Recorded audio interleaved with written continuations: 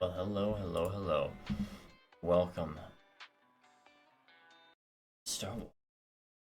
What will finale of Rogue Leader, which unfortunately is ending on not the most interesting note. You know, gotta be done. It's gotta be done for 100%.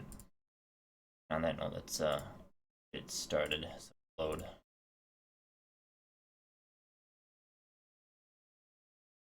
Oh, ace mode. Endurance.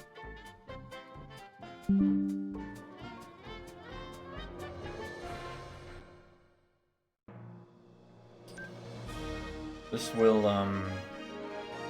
take a while, as it did the last time for getting the gold. We'll still have to make saves for crash purposes. And as far as the vehicles, I'm pretty sure we're still going to go with the X-Wing. It seems the best option. But we're just going to jump right into it. Go from there. Ace mode. Shoot at all Imperial craft. Next wave incoming. Ready? Begin. Basically, all ace mode means is I don't have to aim.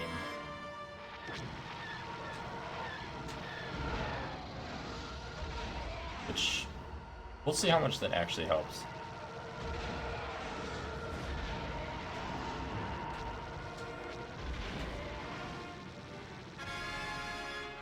Will it help by any noticeable amount? Who can say?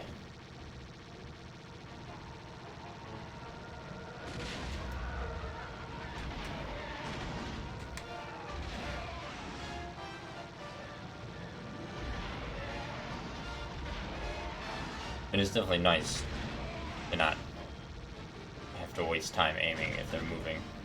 That'll save a few seconds per TIE fighter generally. Next wave incoming.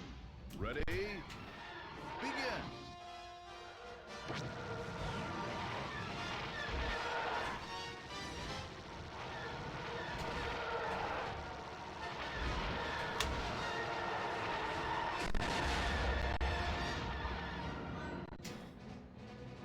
Okay.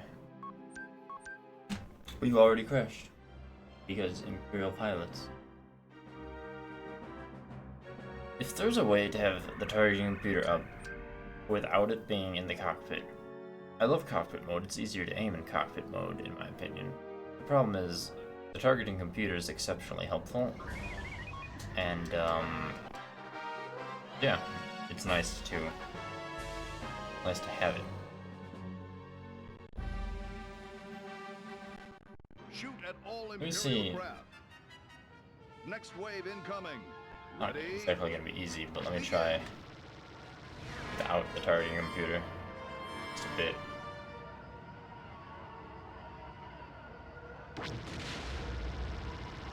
Then it might be easier to see enemies when I'm trying to turn, as far as like not crashing into them goes.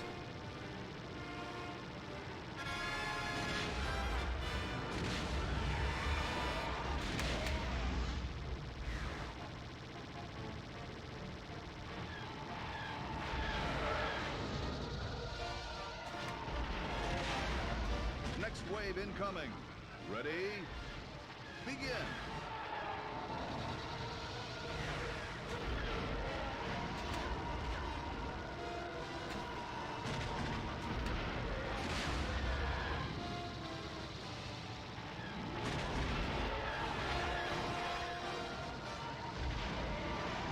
Literally not even gonna let go of the fire button. Probably. I guess I don't need to hold it down if I'm not aiming at all, but or not aiming at something. There's all no reason to let go of the fire button. Next wave incoming. Ready? Begin.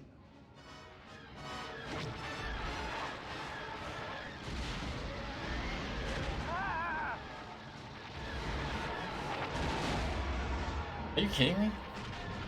What? Hey, and welcome to the stream. It's gonna be a long one. Or at least this level is gonna be long.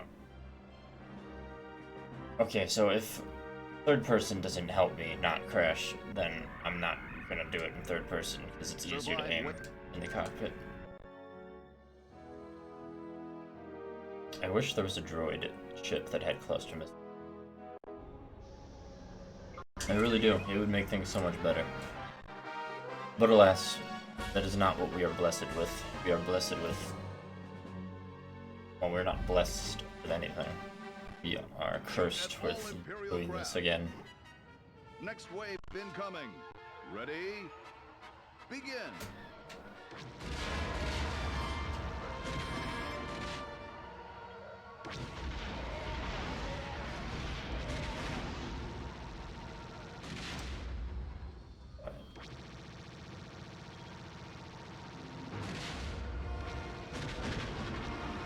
Next wave incoming. Ready? I will Begin.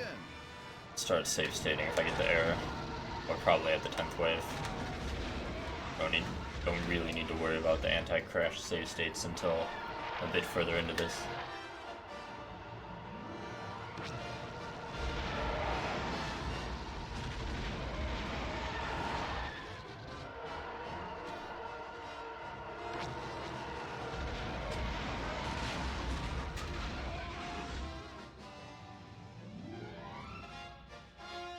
Where are they? There they are.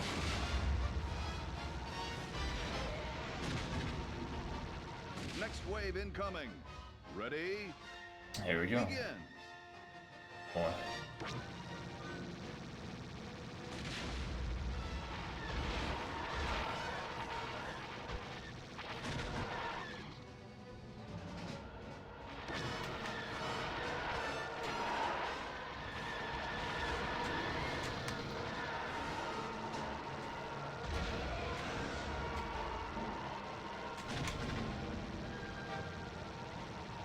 We won't really need to worry about dodging strategy, or the zoom away strategy for a while, I think. We'll see.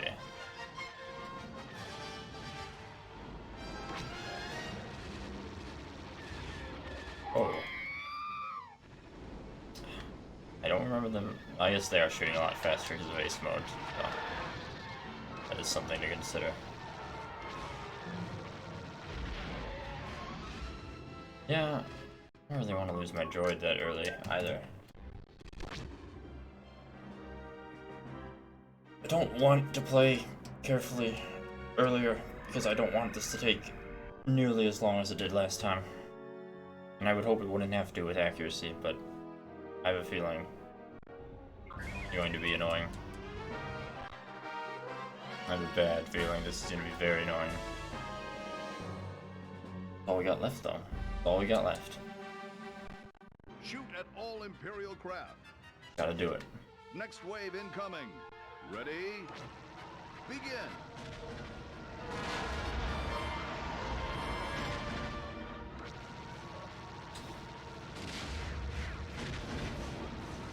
Yeah, with them firing like a bajillion times as fast, it will be a bit harder to dodge. Unfortunately, I might have to even be more careful on the first 10 waves. Begin.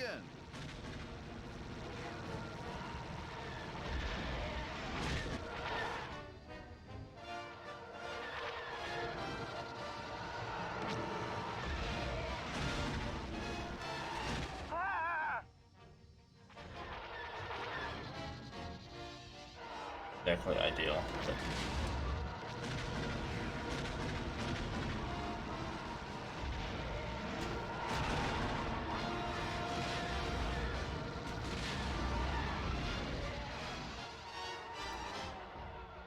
it has to be done, it has to be done. Next wave incoming. Ready? Begin.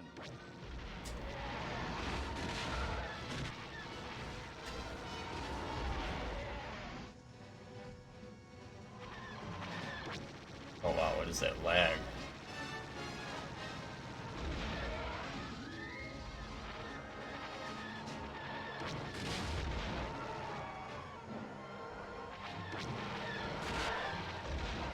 If firing wildly can still help at least. Means even if I have to be more careful, unfortunately, that'll help it not take as long.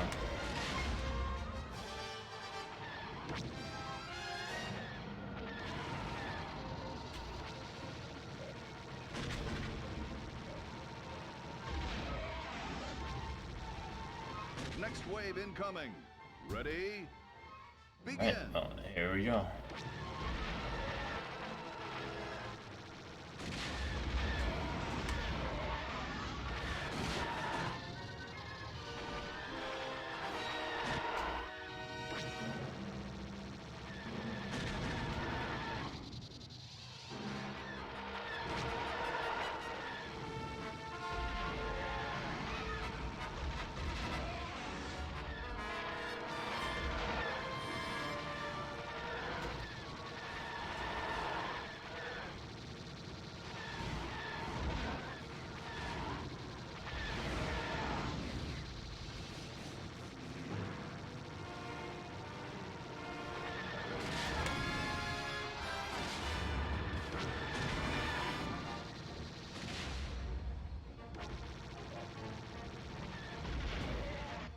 Okay. Let's get through the first 10 waves with no deaths. Go from there. Shouldn't be that hard. Next wave incoming. Ready? Begin.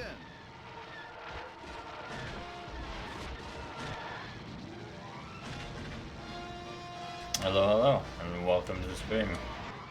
Very, very exciting stream ahead with doing Ace mode and the definitely amazingly designed endurance mode.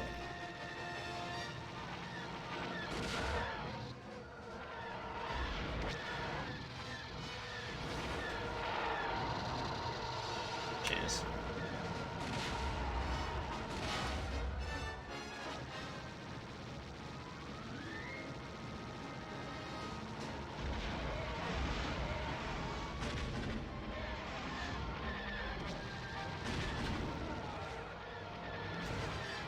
Listen, fighter, stop moving. As happy late Star Wars Day.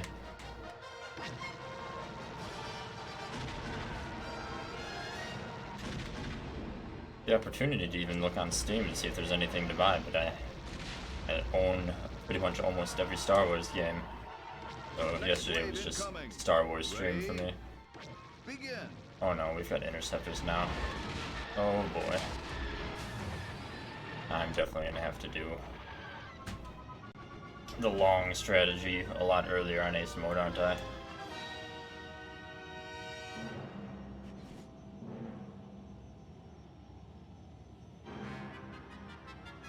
They move faster on Ace mode too? Oh jeez.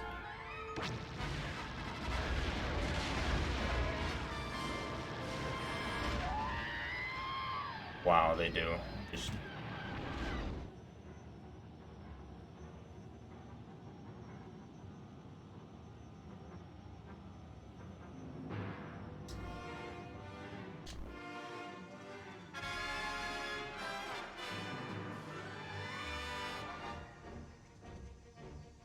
well, this will be something.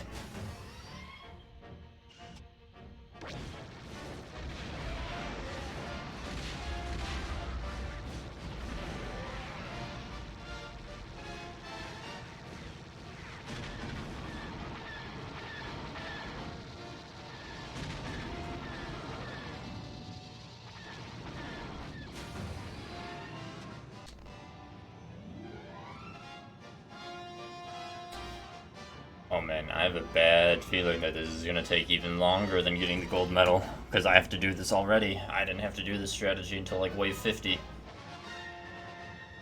when I was going for the gold medal.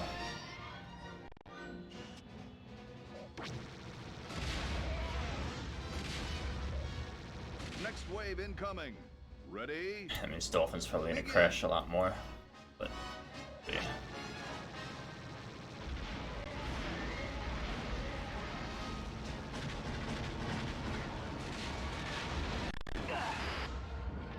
Good.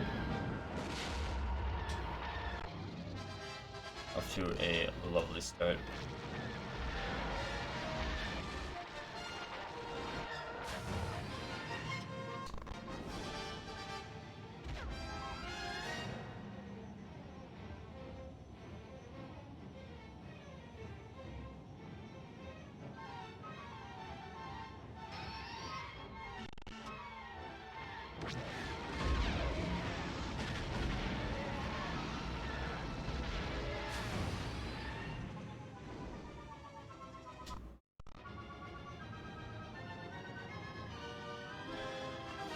I wish this was more entertaining, but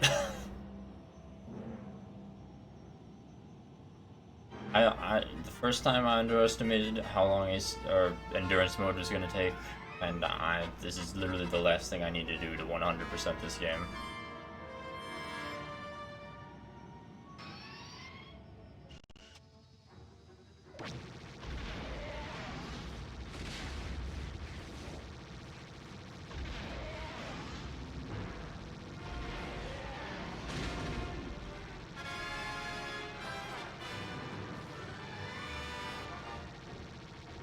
Next wave incoming. Ready? Begin.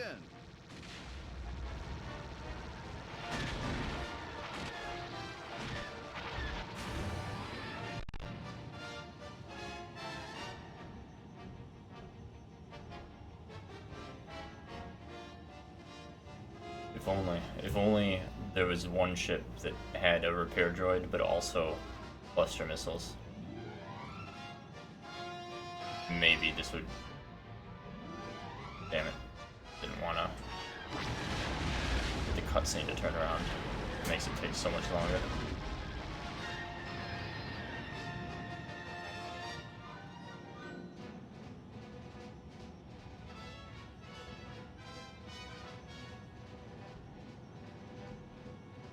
Well, on the bright side, we've destroyed 7 waves. That means we're 7% done this level.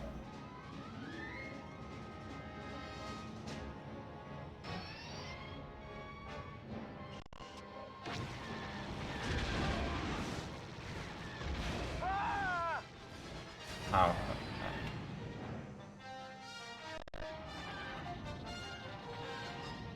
Already I can spend like 2 seconds trying to shoot the interceptors and my shields are down by half.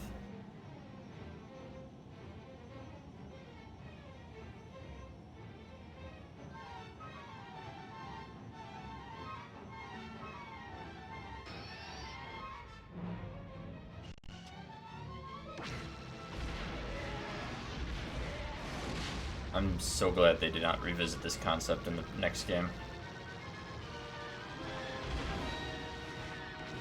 Next wave incoming. Ready? Begin.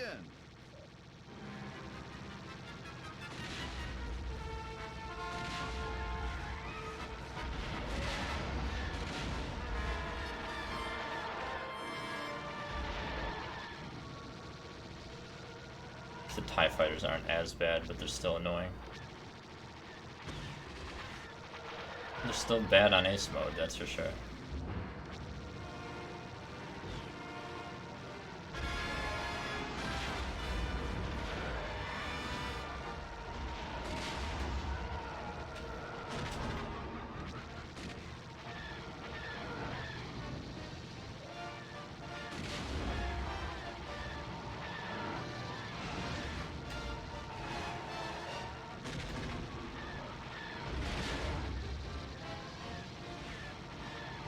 But on the bright side, we'll get a free wave after this. Someone doesn't kill me by crashing into me. Next wave incoming. Ready? Begin.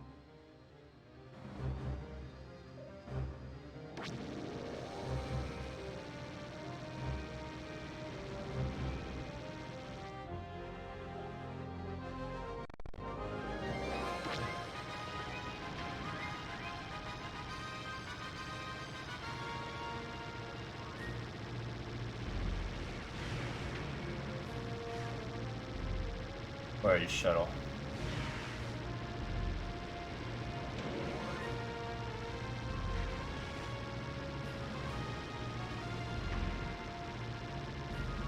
I'm definitely gonna run out of commentary very quickly. Probably more quickly than yesterday, because this is the second time doing this. It means I'm not gonna have a lot new to say. Nature of this.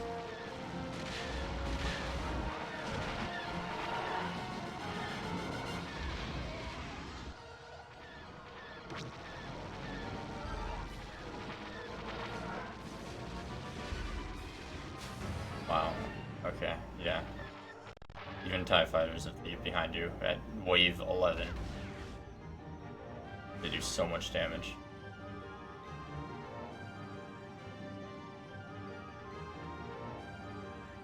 And they're not exactly slow.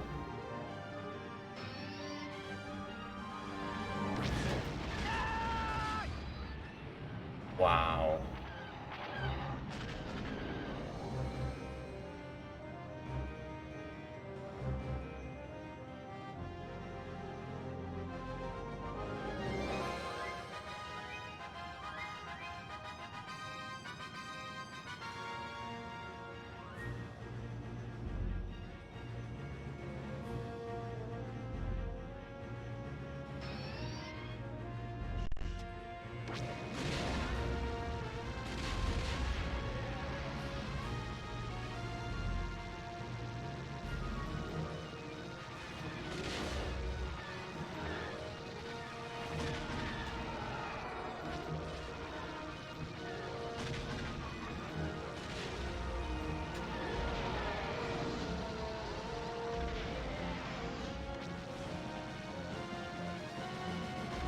Next wave incoming. This is Ready? going to be awful. Begin.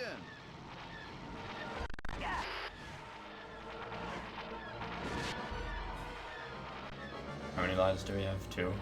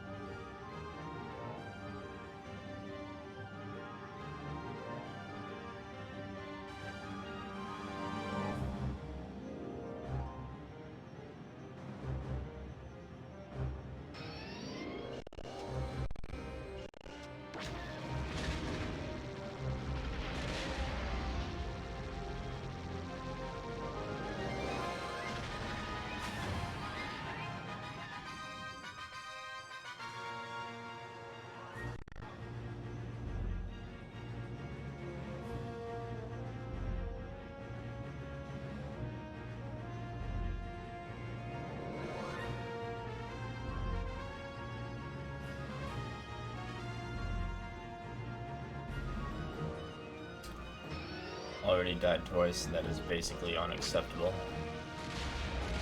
But like, if I've already died twice and not from crashing, then this is going to be a huge, monumental pain in the ass.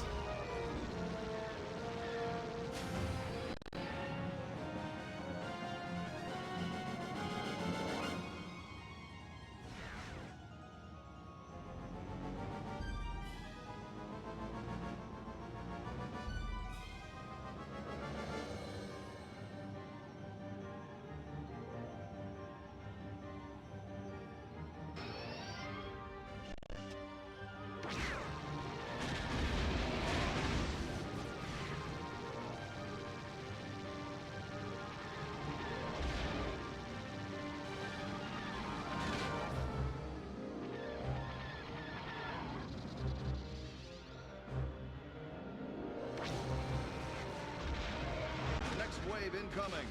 Ready? Begin.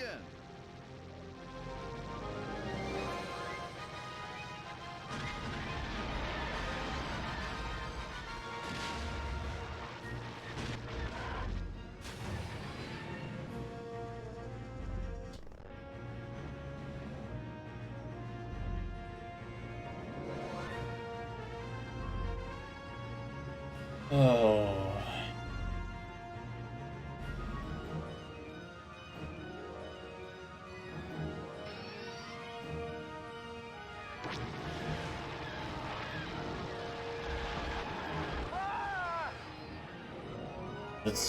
That is how I feel, Wedge. You have captured my feelings about this level in one sound bite.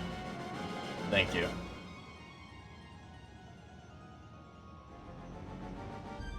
It's not even going to be substantially faster than the gold medal because of having to do this already. Amazing.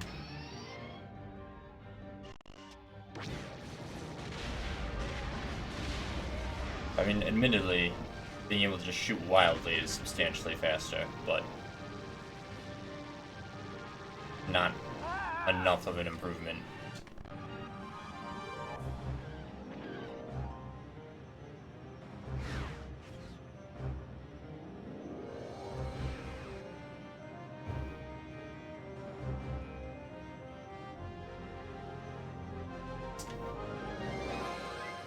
And there's the edge of the map. The map's not big enough.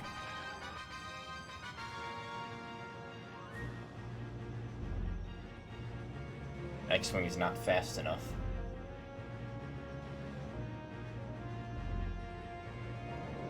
The A-Wing might have been fast enough, but the A-Wing doesn't have a droid to repair itself with. So that's not really an option. Not a good option.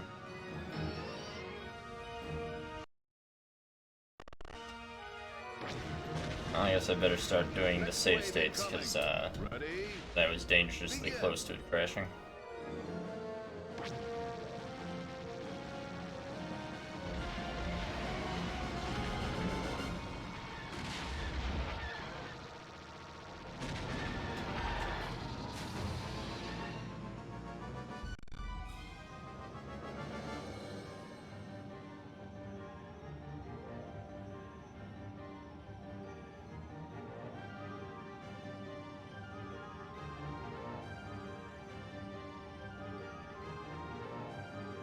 Like, undoubtedly, this has to be the only, like, really good ship for this. I mean, the Naboo Starfighter also has a droid, to be fair. But, does the Naboo Starfighter go faster than the X-Wing with the S-foils closed?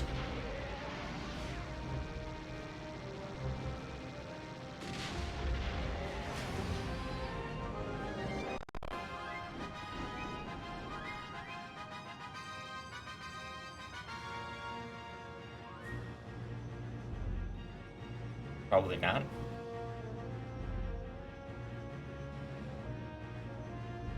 Oh man, such a monumental pain in the ass already.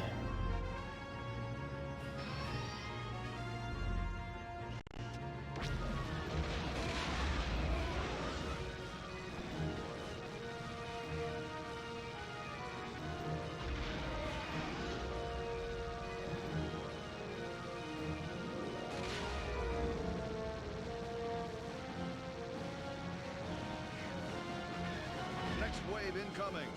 Ready? Begin.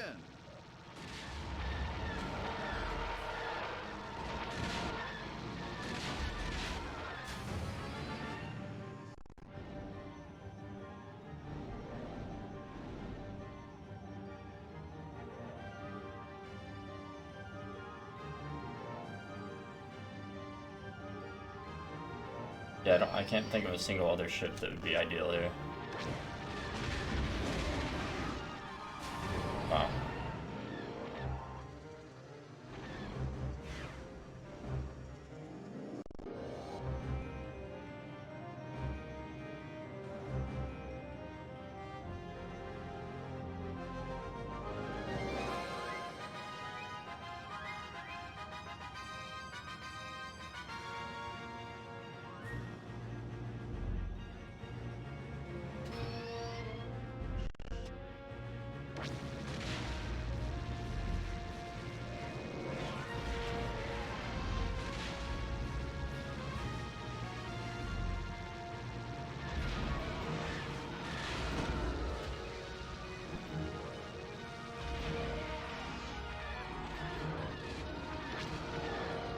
How are they already that accurate?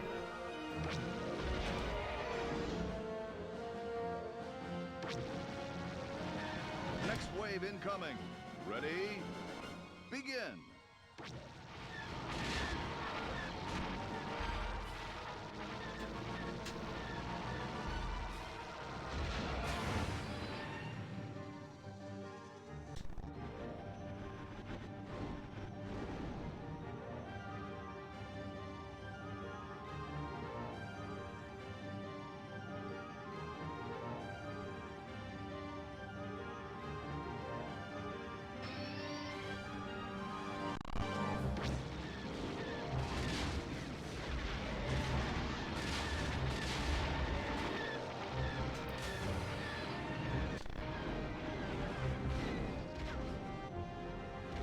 No, no, no.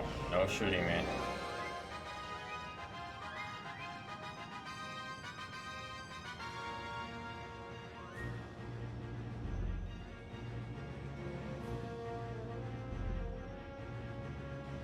Okay. There's the map.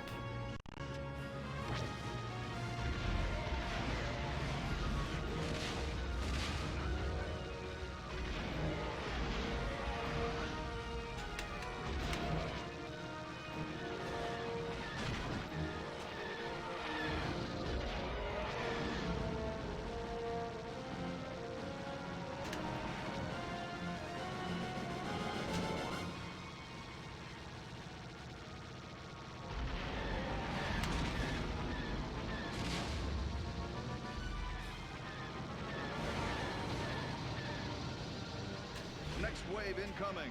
Ready? Begin.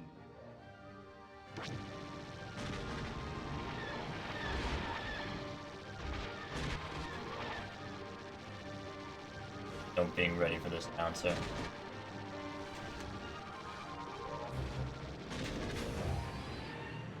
There's only pain and suffering.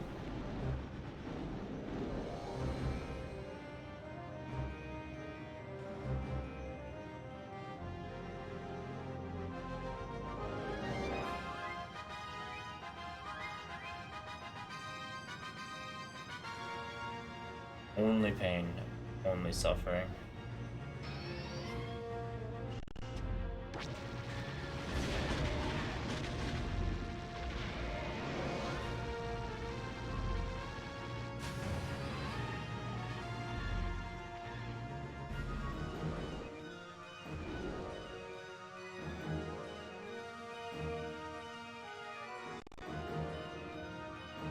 Oh. If only I could, like, buy a turret or something. Like, if it was a waves-based thing, like Nazi zombies from Call of Duty, we can buy stuff. You buy some Death Star turrets that would shoot for me. It'd be so much better.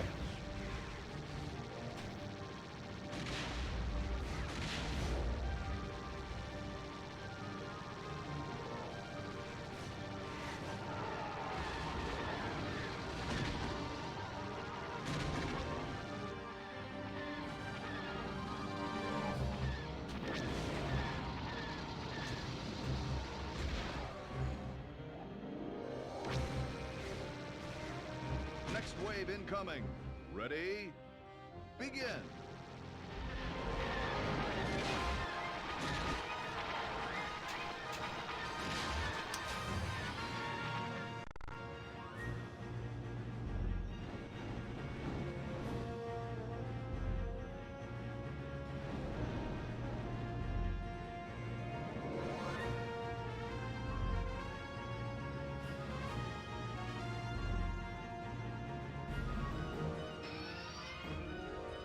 Ugh.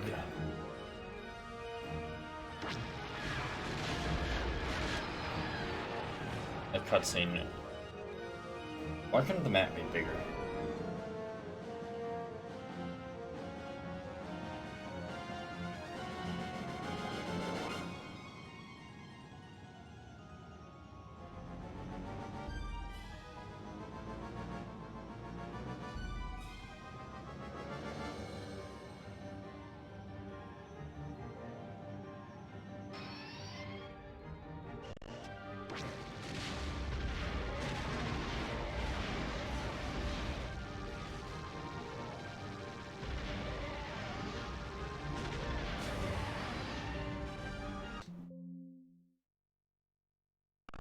Alright, well, I need to start save stating because that error message means it may crash soon.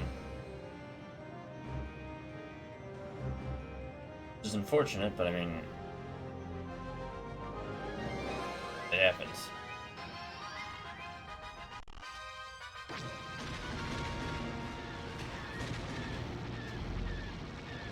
Next wave incoming.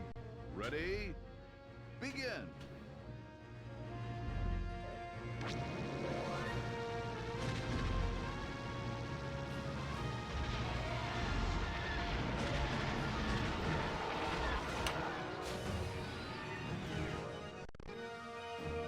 Yeah, there it is. Ready? Begin. Don't understand it, don't know how to fix it, but really, really annoying.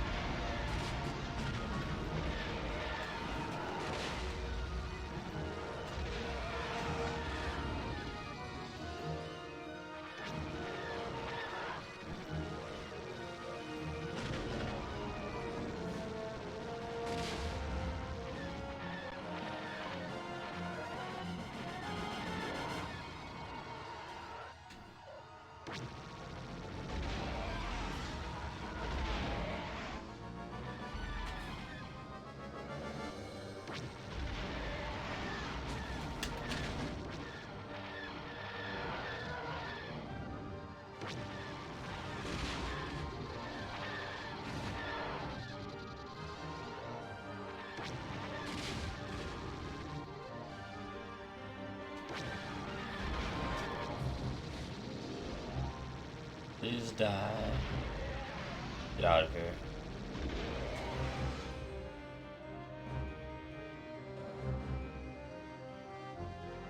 Next wave incoming.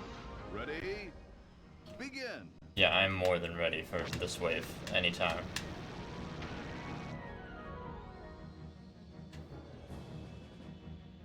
This is fine.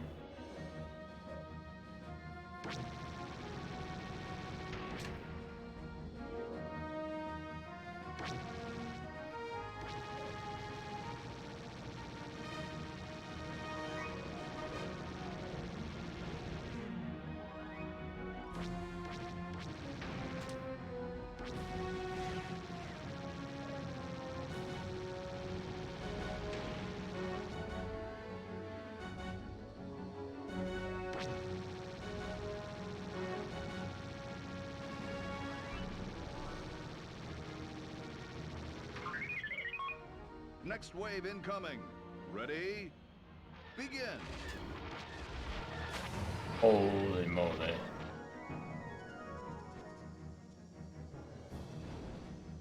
Probably gonna crash the moment I do this.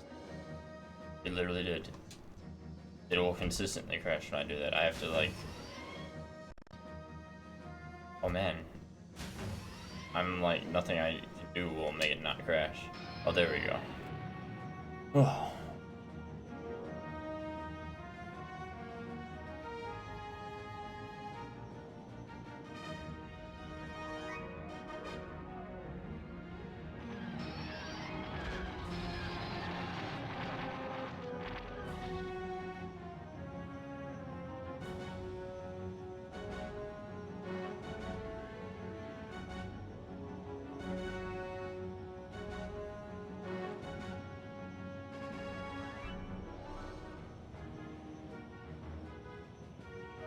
Okay.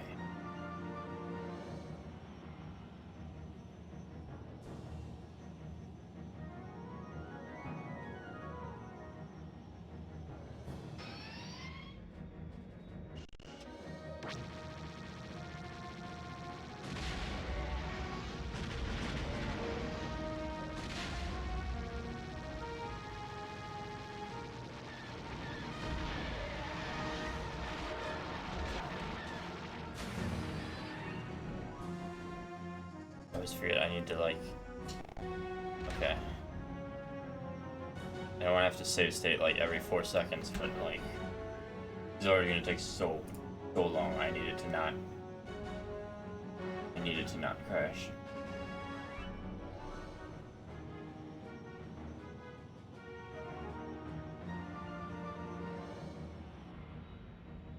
Son of a...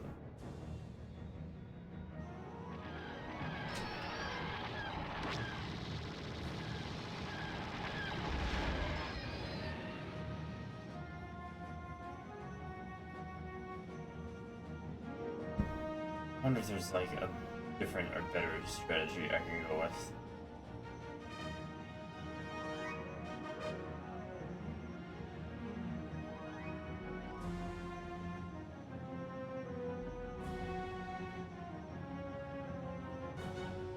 Seeing one though.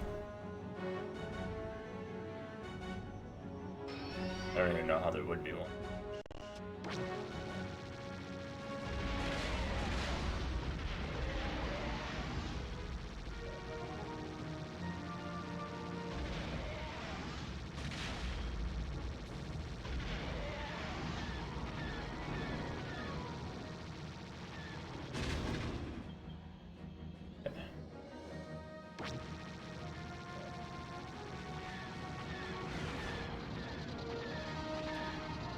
Next wave incoming. Ready? Begin. No, I'm not ready.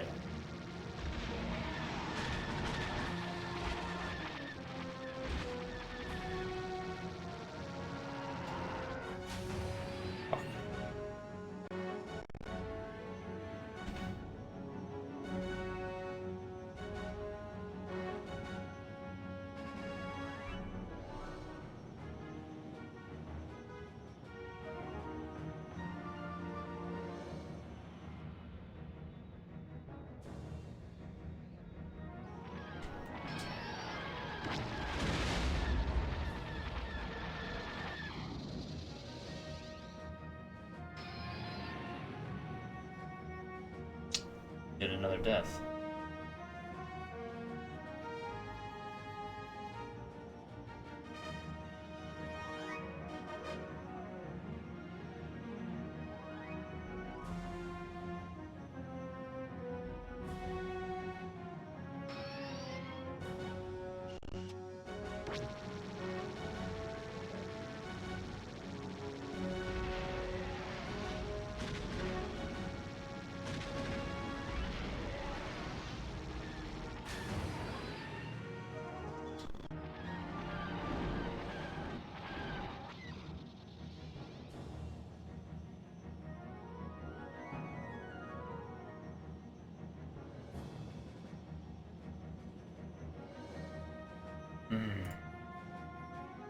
We will figure this out.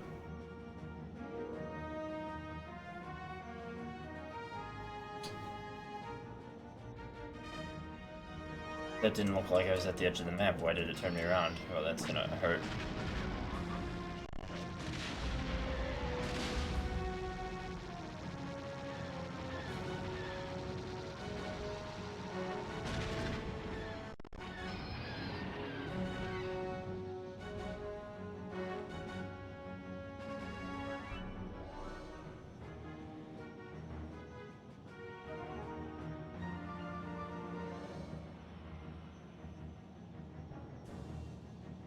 Oh boy.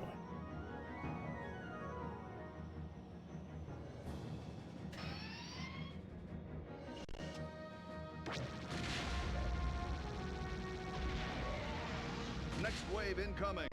Ready? Begin.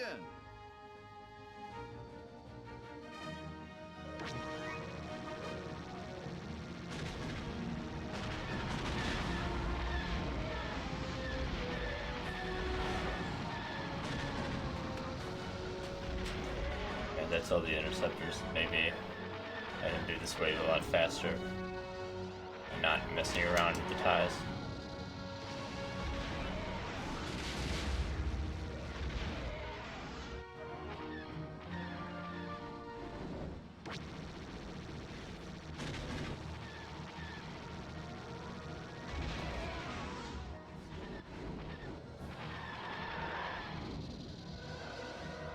They would crash into each other.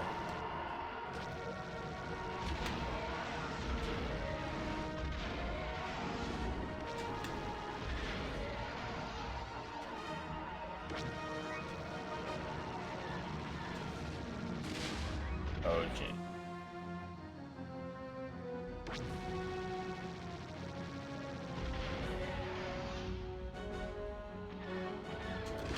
Next wave incoming. Ready? Begin. This is unfortunate because I didn't even get to shoot any because I spawned in the middle of them.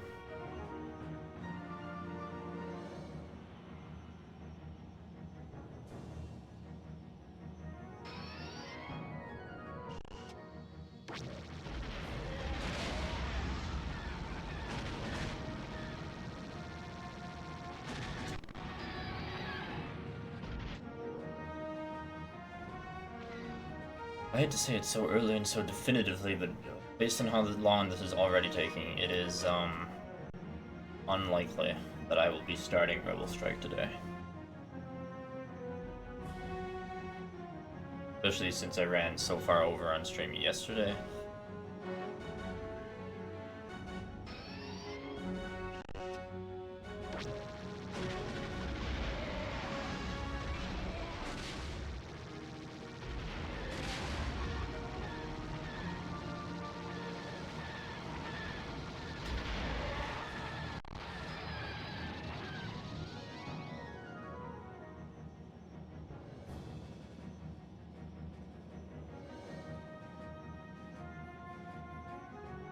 We'll see if I somehow finish this in like 3 hours. I'd say 3 hours and under. I'll start Rebel Strike. 3 hours and under of live time.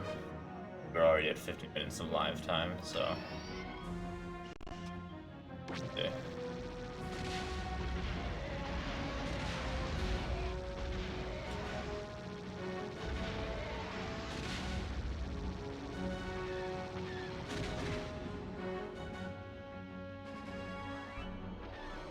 Next wave incoming. Ready? Begin.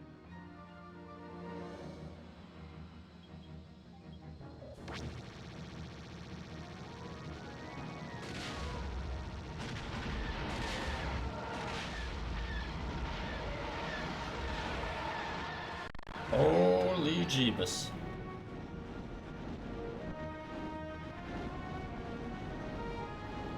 I mean, once we beat this wave, we'll be a quarter done. And given that this is the same strategy I have to employ later anyway, arguably the speed that we're currently going at would be consistent. Fuck.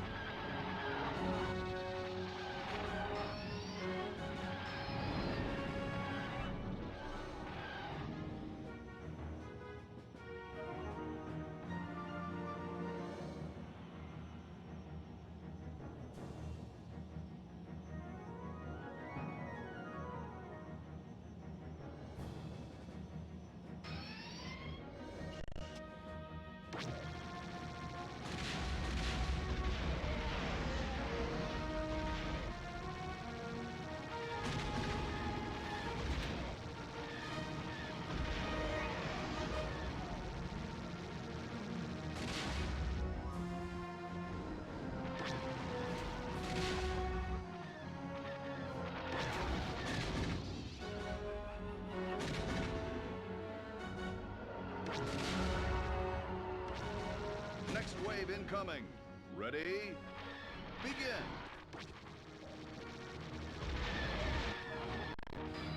Oh. Please leave me alone, sirs. I'm trying to get out of here.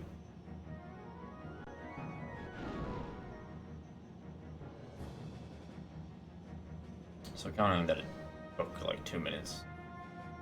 Oh, I mean, honestly. Counting. Oh, come on.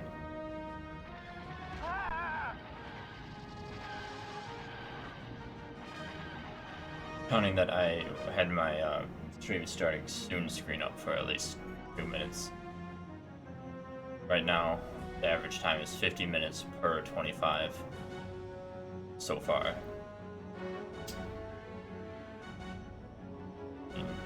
Which is still over 3 hours, but we'll see.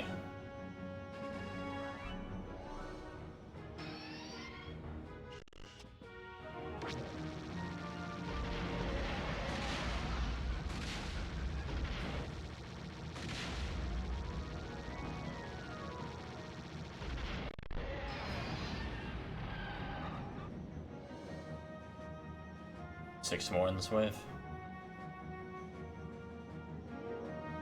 But even if we're doing the long strategy sooner, at least admittedly, being able to fire blindly and not worry about accuracy does help somewhat with the time. It's still just an insanely tedious endeavor.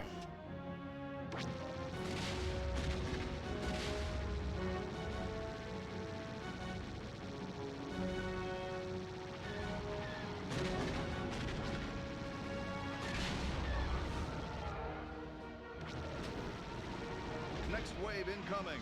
Ready? Begin.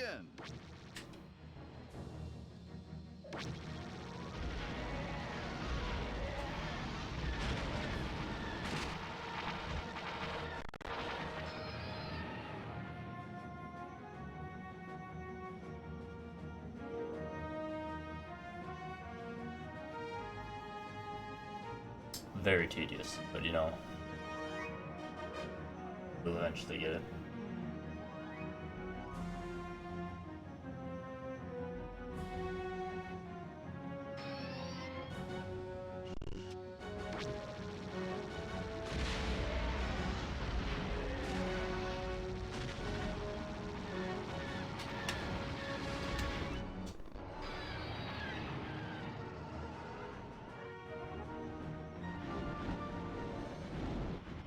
Leave me alone.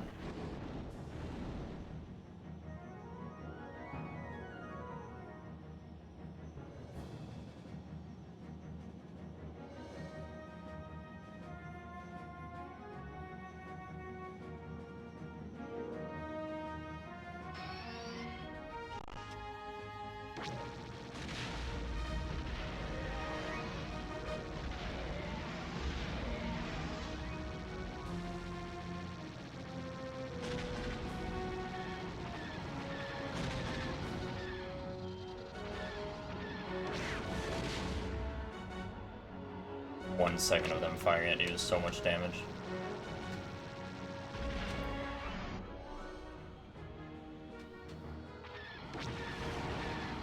Next wave incoming. Ready? Begin.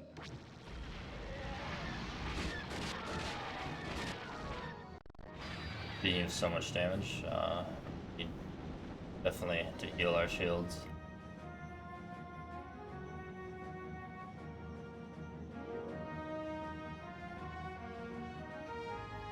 I forgot to look up if someone has ever done endurance mode in a completely awful ship like Slave 1.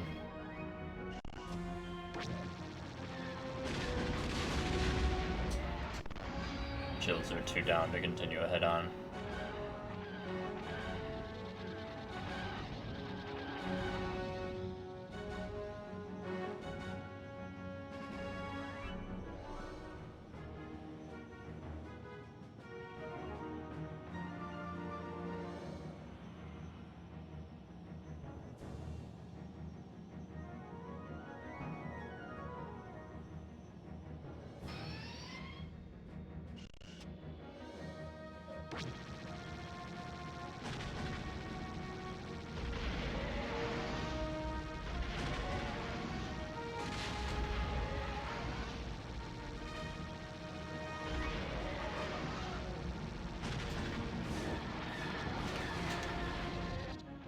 Maybe I can not have to zoom away to kill these last few. That would be ideal.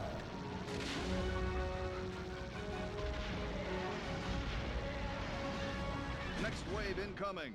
Ready? Here we go. Begin.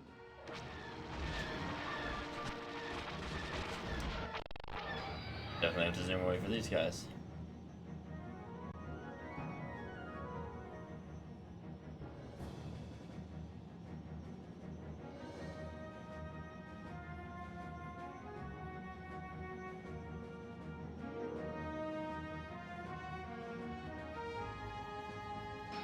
What a grind this is.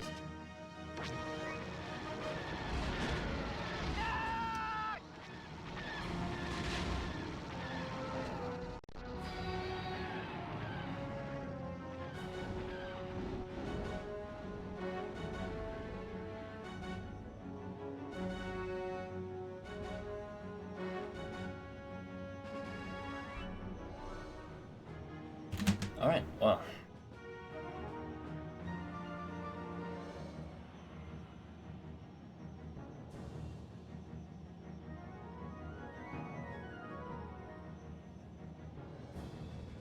Son of a bitch, I hate that so much.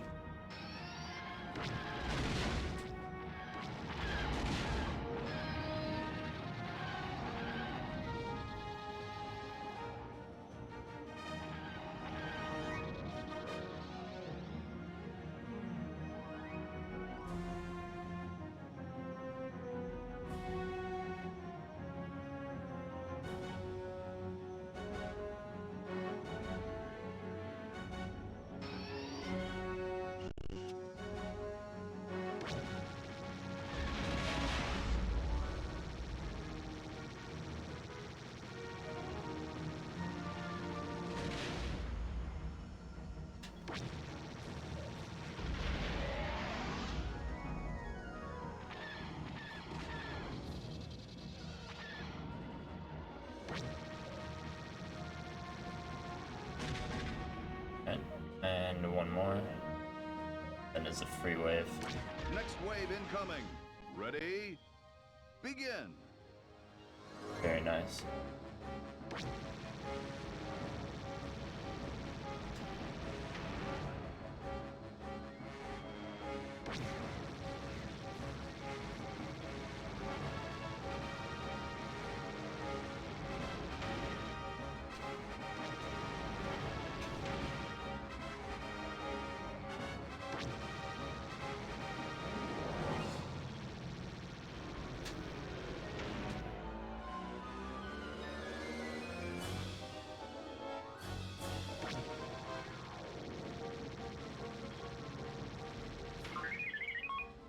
Next wave incoming. Ready? Begin.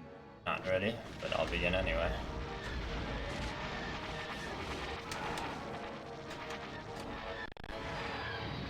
Oh, jeez.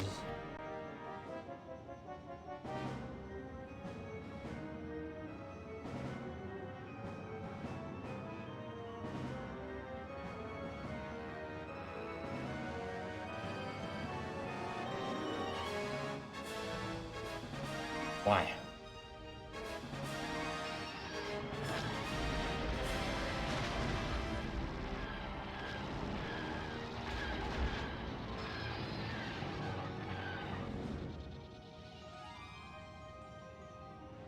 Fine. Fine.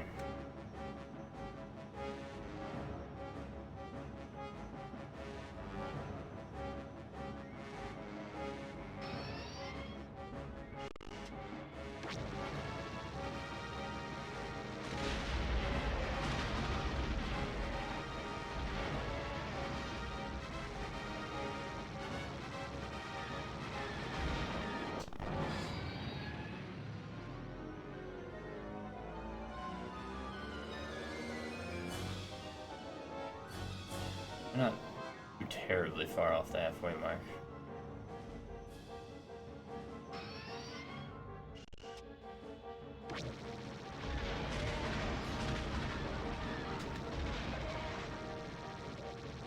Next wave incoming. Ready? Begin.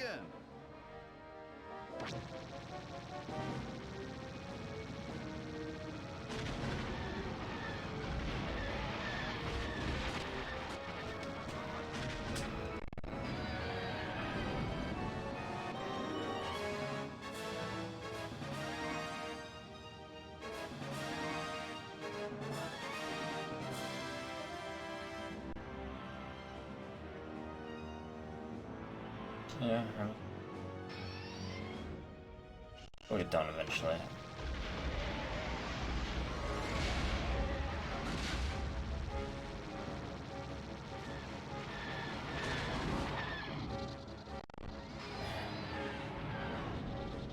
Wish it had a chance of taking substantially less time than endurance mode for gold, which, great, not really, but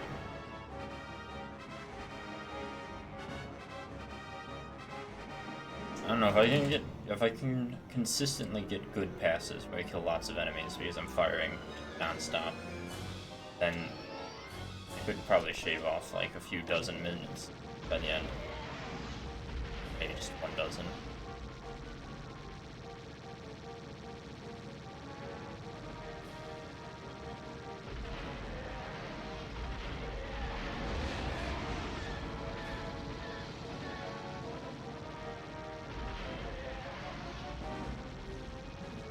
Next wave I incoming. mean, that was Ready?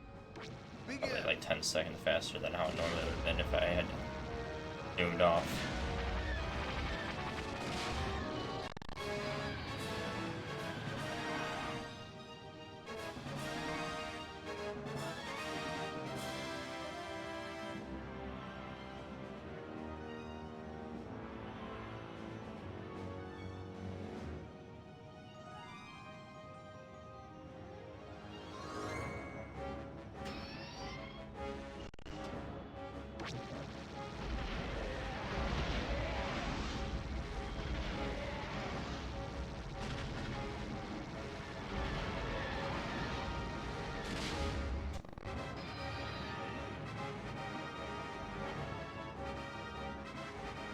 Yeah, not bad, not bad.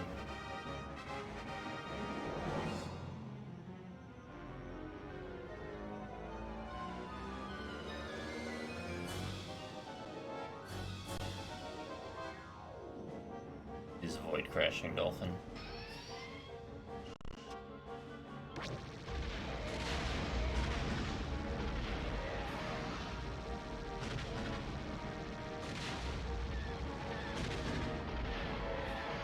Decent streak with that.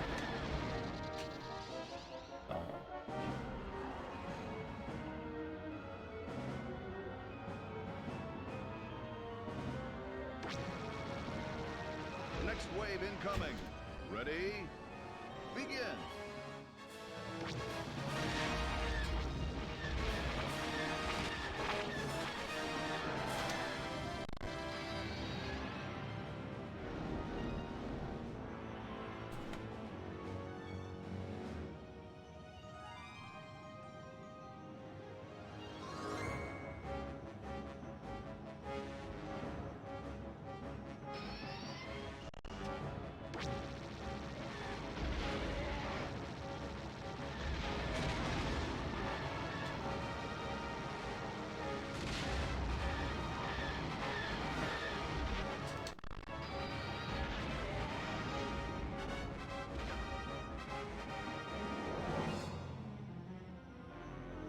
How many lives do we have?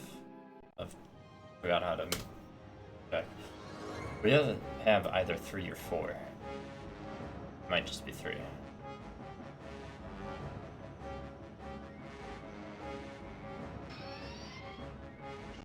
But either way,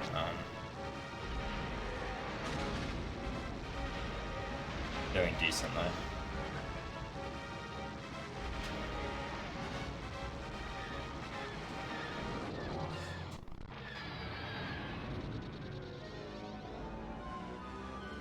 Six more enemies on this wave.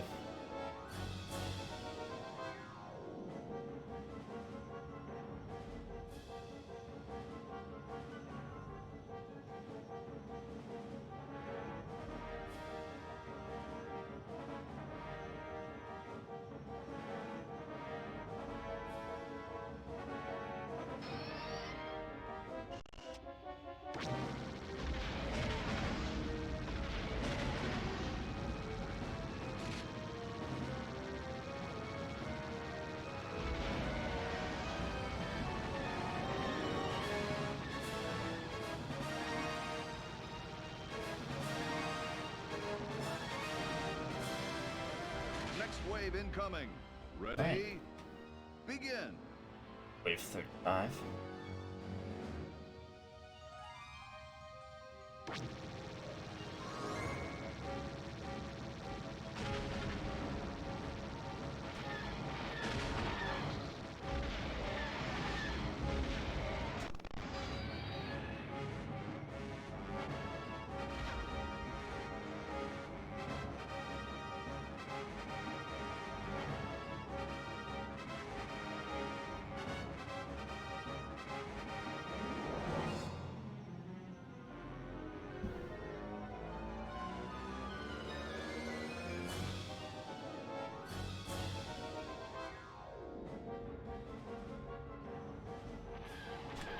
Son of a bitch. Checking something. Realized the cutscene was playing. Turned me around automatically.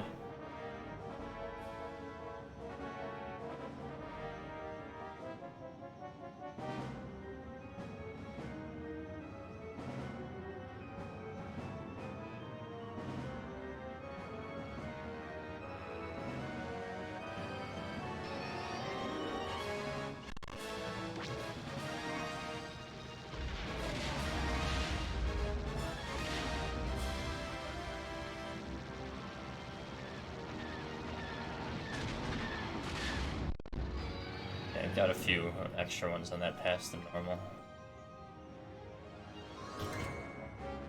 It means we'll continue to get some good ones. Hey, leave me alone.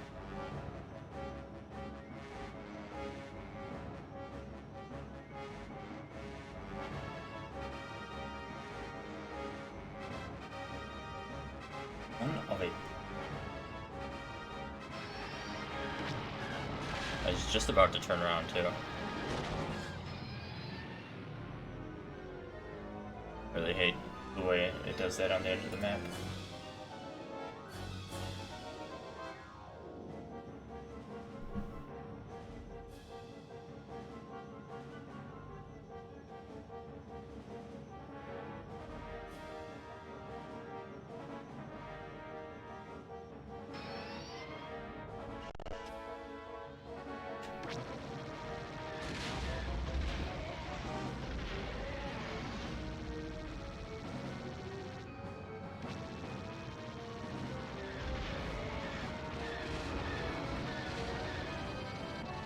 Okay.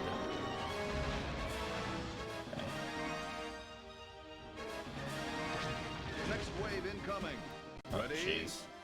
Begin.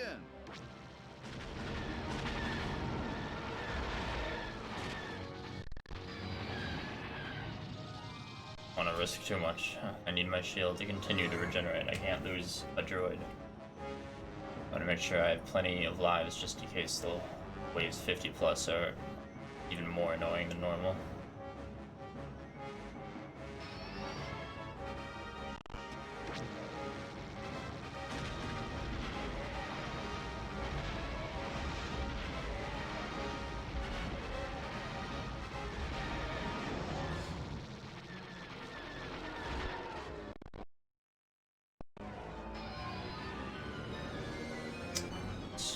worried there was going to be a crash, but thankfully it wasn't.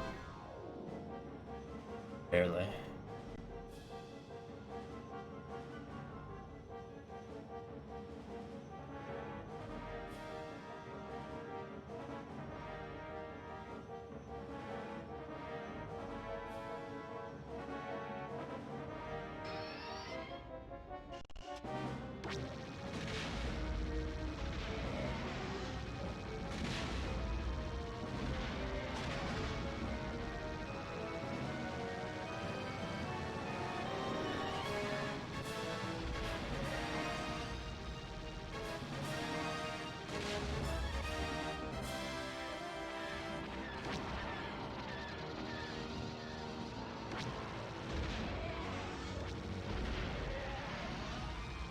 Next wave incoming. Ready? Begin.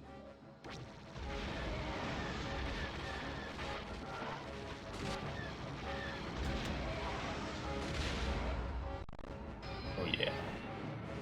Decent amount of fighters on that go.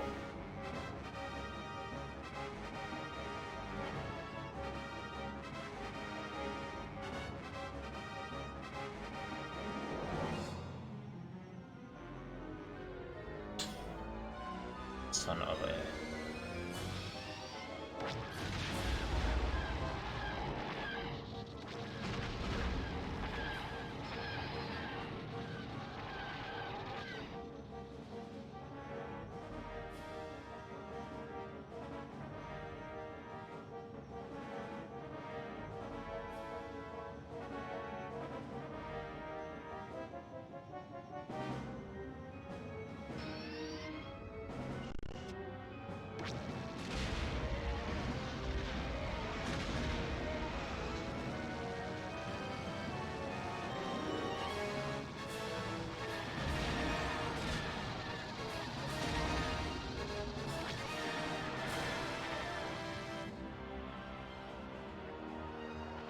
Not that many left.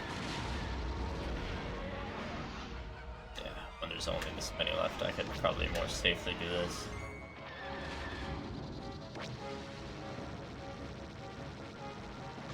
Whether or not they're interceptors, usually. Oh. Anyway. This took a lot more damage than I would have liked.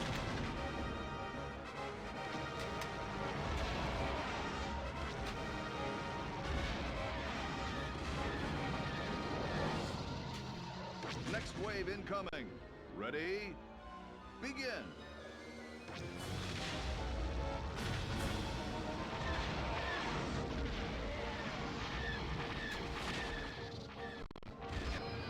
Oh boy. That's pretty close to the repair threshold.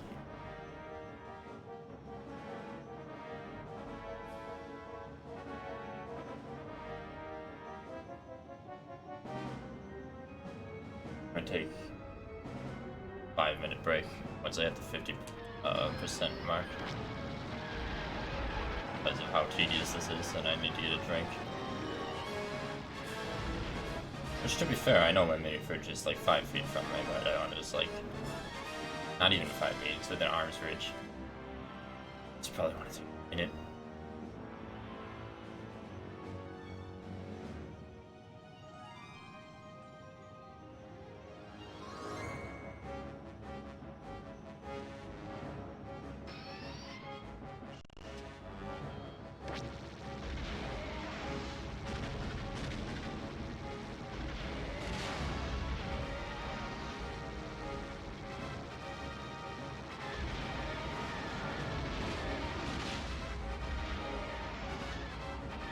For him to fly above me.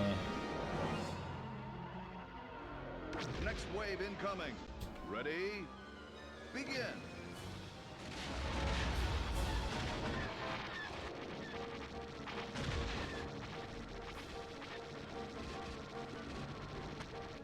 Oh, there's me being super greedy. Oh boy.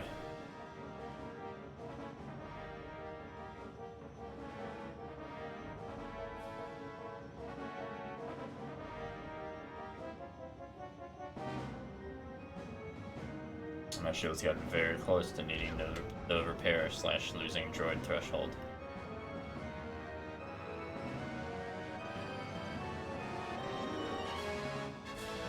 I can't tell how far from the edge of the map I am for some reason, like over here.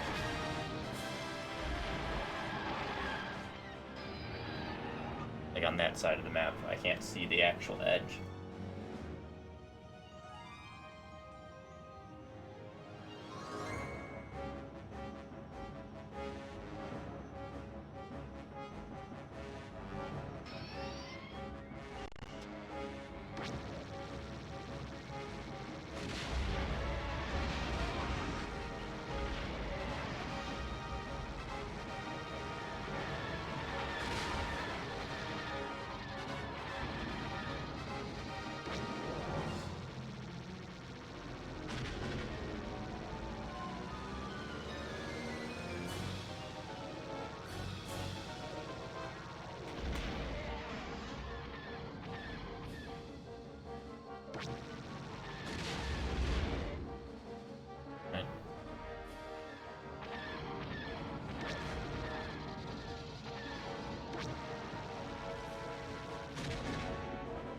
Got a nice freeway with the shuttles after this.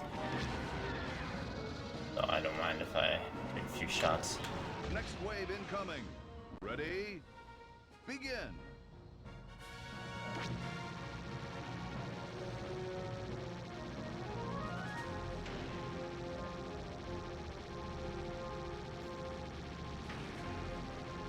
Right. And let's see.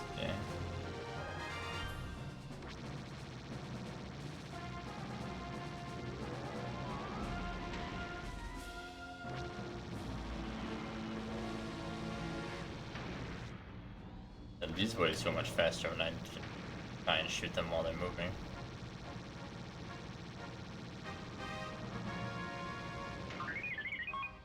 Next wave incoming. Ready? Begin.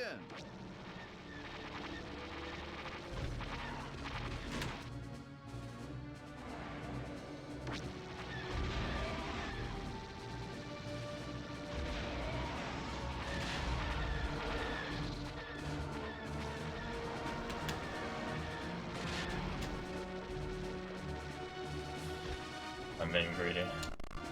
Should be fucking zooming away. Here we go.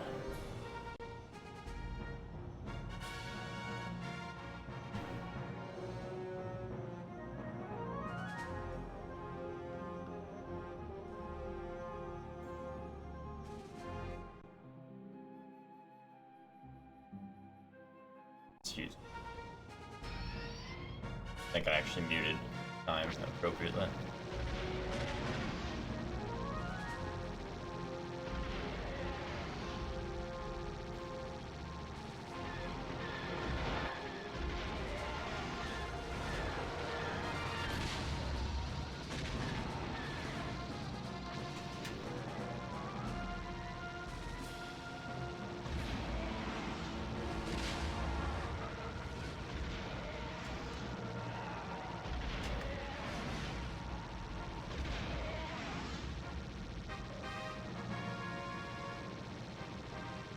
Next wave incoming. Ready? Begin.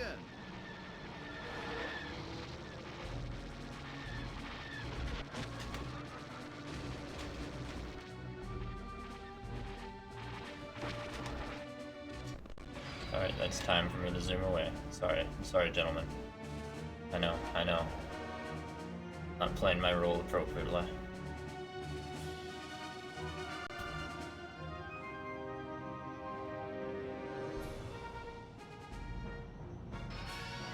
I also don't want to risk too much with the zooming away.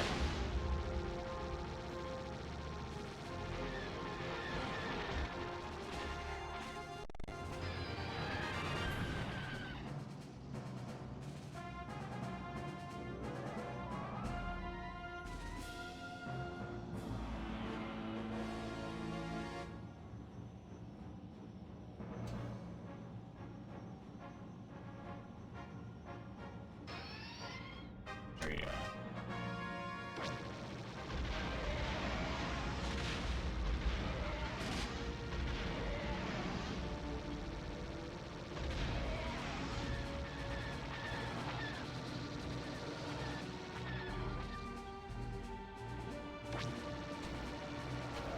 Oh, it is going grindy. Alright. The only saving grace of ace mode is I don't have to aim like I kind of tried to do on the gold. So I can kill a lot more of them at a time. But I am definitely glad they didn't revisit endurance in Rebel Strike. I will say that.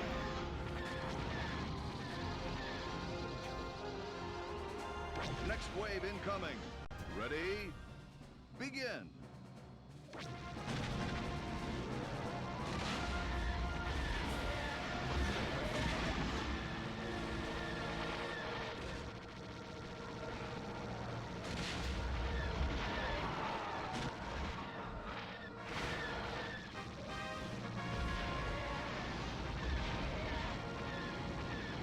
Trying to kill as many as quickly as I can before I get to the waves 50 plus where they can't actually turn to fight them. So I can't even turn to fight them that often now. Sometimes they get on me and then I have to... Oh. Yeah, like now. My shields are not that great, so I will do safe strategy, which is you just zoom to the edge of the map and then turn around. Hopefully before the cutscene makes me turn around, because that takes too long. Never mind.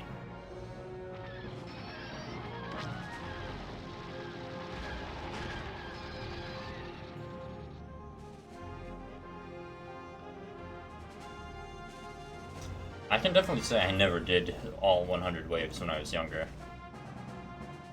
Color me surprised when after killing hundreds, over 1,000 of TIE fighters, the last wave was just Darth Vader, and then I shoot 2 proton missiles and he's dead. Wow, great wave 100.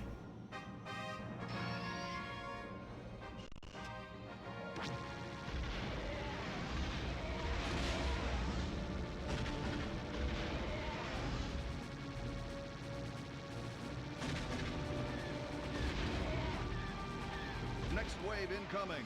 Ready? Begin.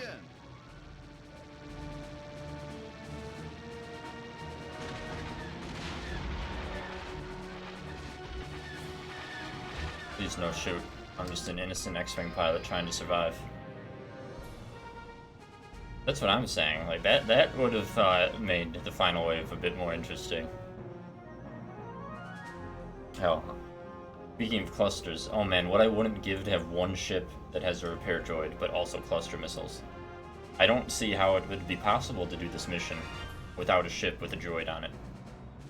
Least of all on this difficulty.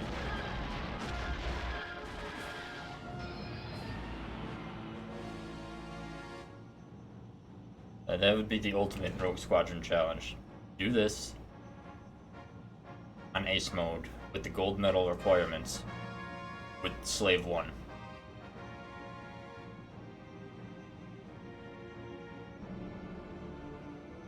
Better yet, do this mission with 100% accuracy.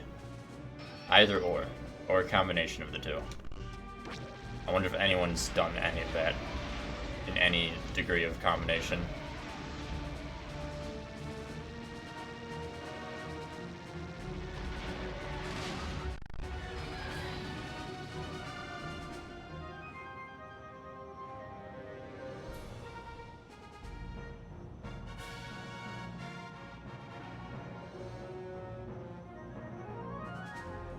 They fire so much.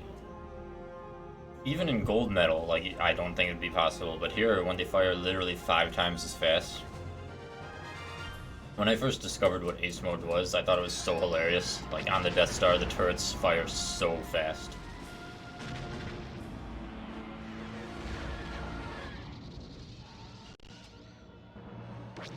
Next wave incoming. Ready? Begin.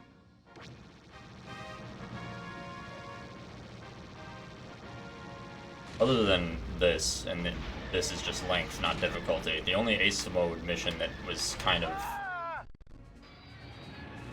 challenging was Battle for Endor. It's because there's so many fighters. Well, really, the challenge was the Star Destroyers, with all their guns firing at you at Mach speed, like firing so fast it's almost like a continuous laser rather than shots. I eventually did it. I actually had to use an X-Wing. I thought cluster missile ship would have been better for that mission, but I was wrong.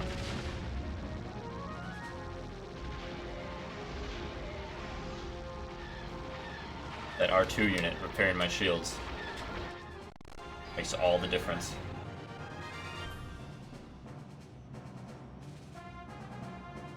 I still made it out with no extra lives.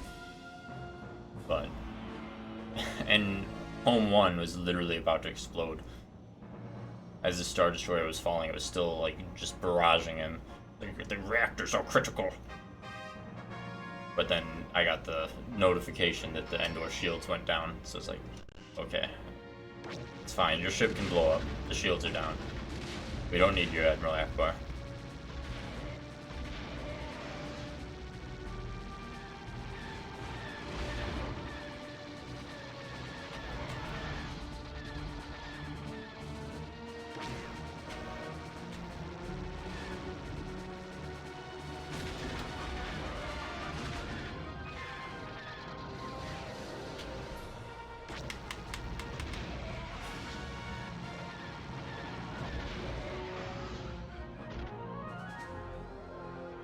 Next wave incoming. Ready? Begin.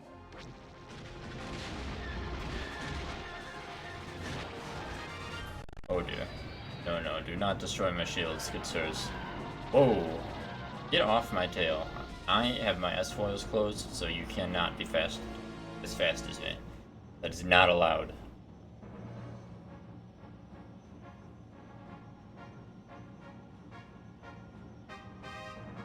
I think this overall is going slightly faster than the gold medal run.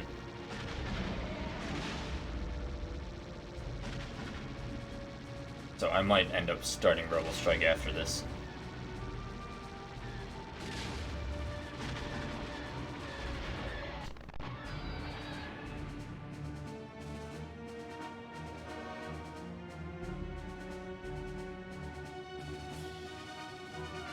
How would you rate Rebel Strike's best medal ever difficulty compared to, say, gold medals here? I would assume harder, but probably not harder than Battle for Naboo.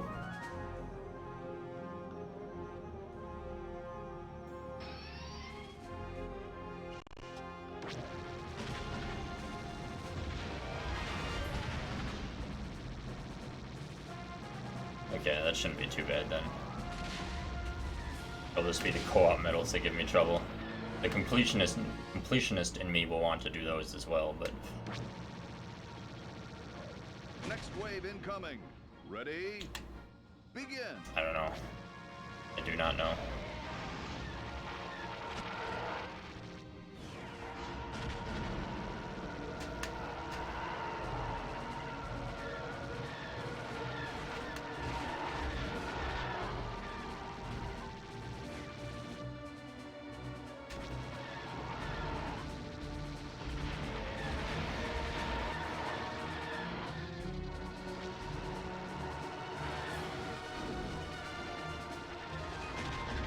Yeah, I probably will. I mean, as much of a completionist as I tend to be,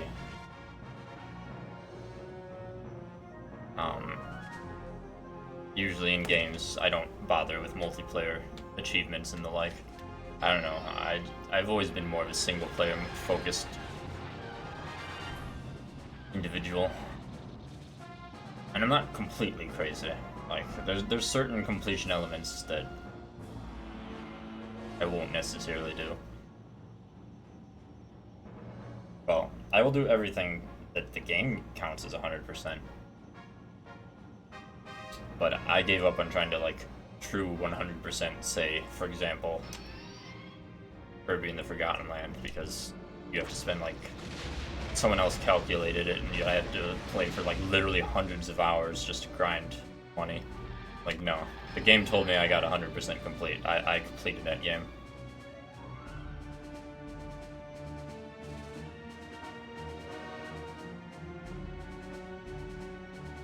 Yeah, like, that is ridiculous. I would never do that legitimately. That would be like, okay, I'll have an emulator set to autoplay mode or something at some day. Who would even play that game, that many games, naturally? I couldn't even imagine getting that notification in a natural sense. Like, you'd have to play nothing but Smash Brothers, like, from its release to the release of the next one. If that's still even enough.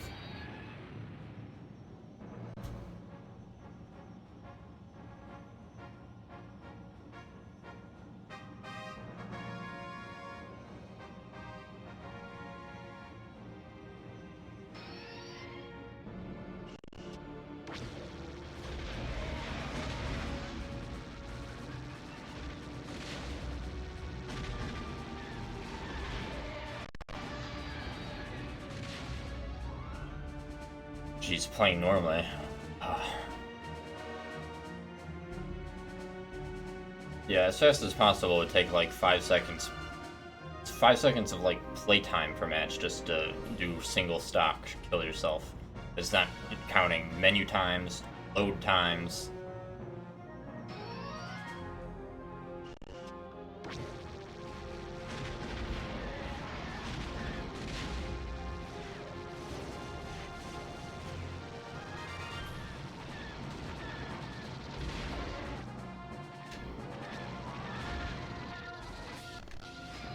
Please, sir, stop pursuing me so intently. Just die, we're almost at the halfway point.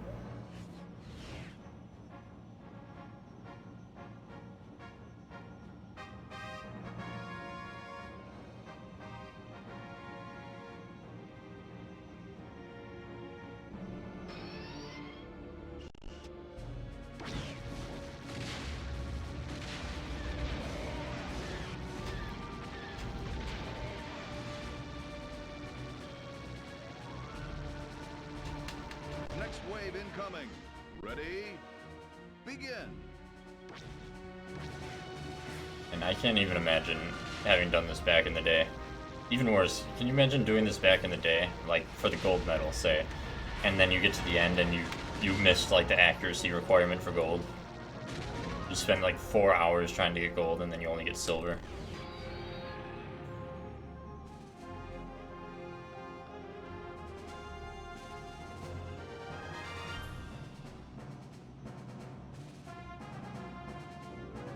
They could have, like, instead of doing endurance, they could have done just, like, 20 challenging waves.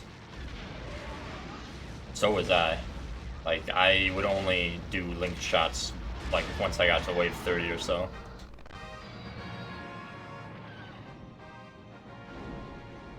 Which is why I'm hoping this run will end up taking a lot less time. It was like 4 hours or so for the gold. Twitch says I've been live for an hour 35, though I don't think this go through is that long. I think I was like 10 minutes or so into the stream before I did this.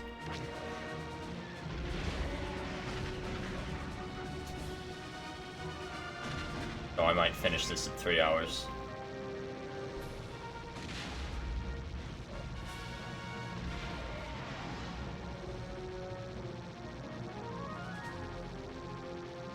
Next wave incoming. Ready? Begin. Yeah, if they just like had, say, 20 waves and each wave was just actually uniquely harder. Like, you start with the TIE Fighters, then the TIE Fighters in Interceptors, then TIE Fighters in Interceptors, and maybe throw the bombers with the cluster missiles from Endor. Eventually, like, have mission wave 20 be 2 Star Destroyers plus Darth Vader plus the cluster missile bombers plus Interceptors.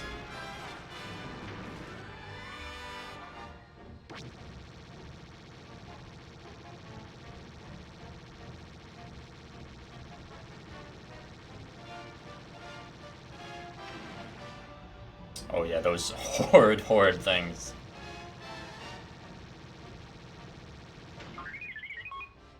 Next wave incoming. Ready? Honestly, all they'd have to do is just do this, but give them the accuracy from Battle for Naboo. Give them all the aimbot. Just never missing a shot.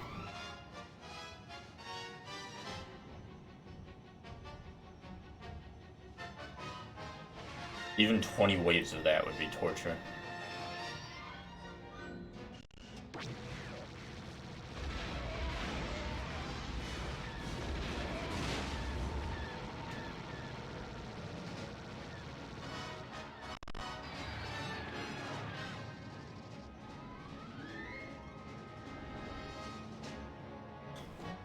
Wave 50 plus is when we start getting the random fighters that you simply cannot turn around. This is about when I started having to do this strategy in the gold medal run. There were just fighters that turned so ridiculously, like, it's literally turning on a dime, circle around you, and prevent you from getting behind them.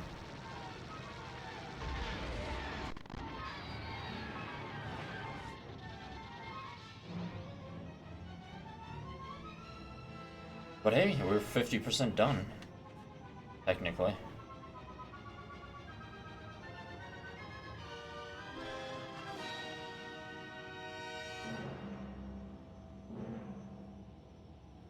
This takes over 3 hours. I probably won't start Rebel Strike tonight.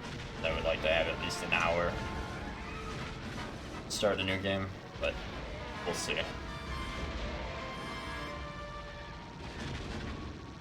Next wave incoming. Ready? Begin. Imagine an entire stream for one level of a game. Of a Star Wars game of all things.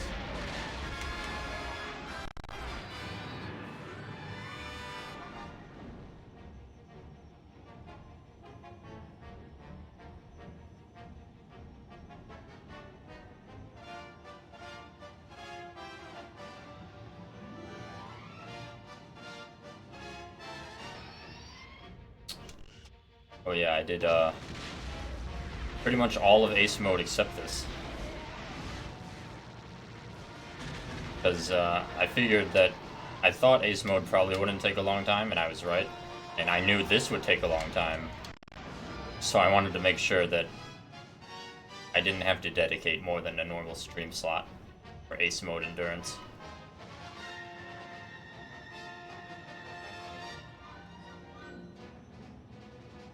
It was very liberating, though, to play in Ace Mode and have no requirements, so I could just shoot wildly and use any vehicle.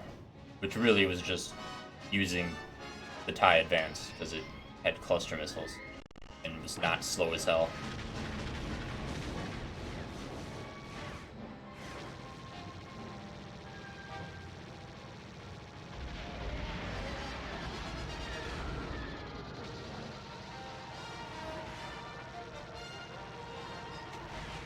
Next wave incoming. Ready? Begin. Yeah, other than, like I said, Battle for Endor, and honestly, the, what is it called? I can't remember the exact name of the mission, where you fly into the second Death Star to destroy it. The beginning section on that was kind of rough, with the fighters, like, shooting you.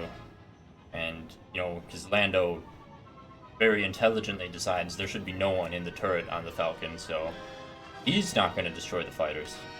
And if you get too far away from him, he just insta-dies. Which includes if you die too far away from him.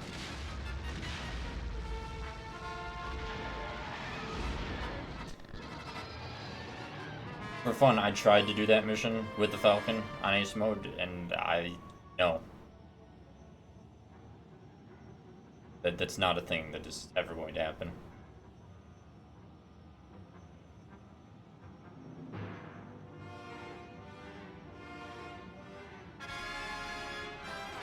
Maybe if there was a way to get both guns to shoot behind the Falcon, like, the entire time, instead of only one that you can't even control. But there's no doing that mission in the Falcon on Ace Mode. Not without, like, very, very, very lucky RNG. Ready? Begin.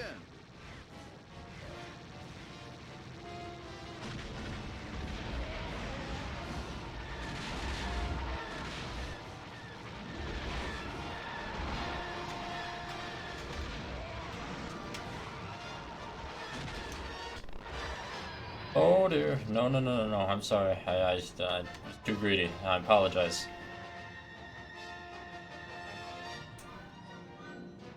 Okay, I thought I had memories of being able to aim the turret, but I wasn't 100% sure, so that's nice to have that confirmed. That'll make the Falcon actually usable.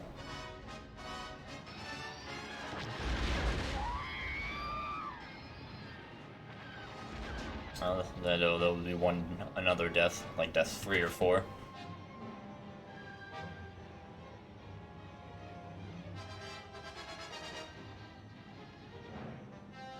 Stupid droid not letting my shields regenerate.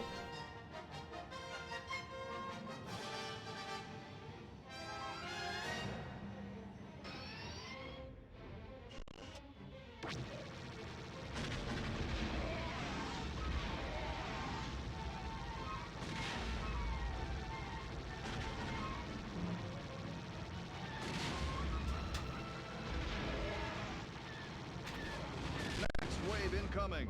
Ready? Begin. Oh, I have a decent amount of lives at least.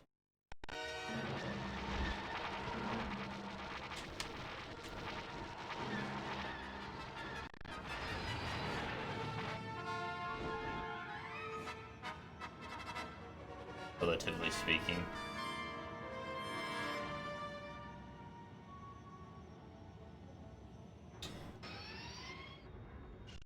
But the map is so small, so I don't have enough space.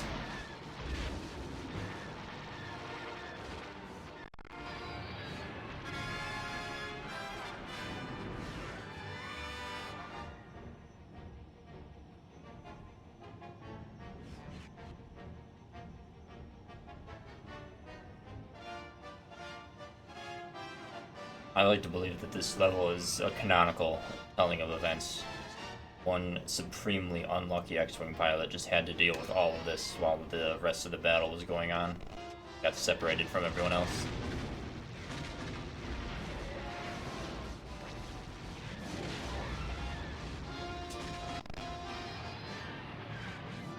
Oh yeah, it's interceptors that just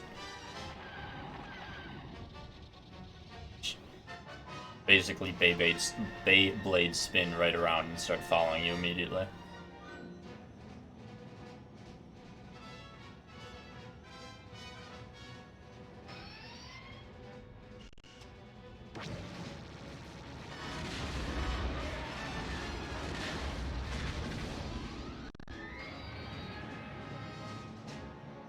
Oh jeez. Dak survived and he's here for revenge.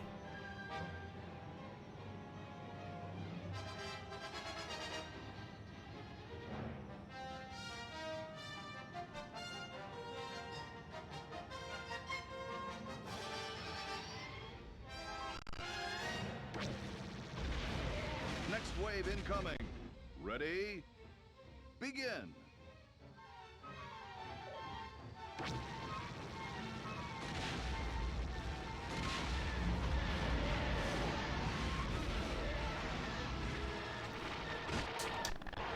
Excuse me, gentlemen.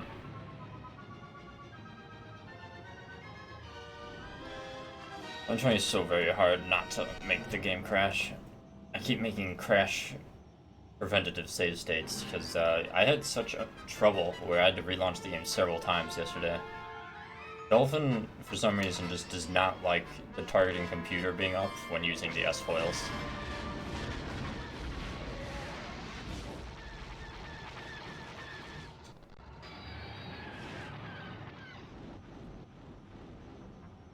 Which is annoying, because normally I would be fine. I would like to stay in cockpit mode the whole time. But alas.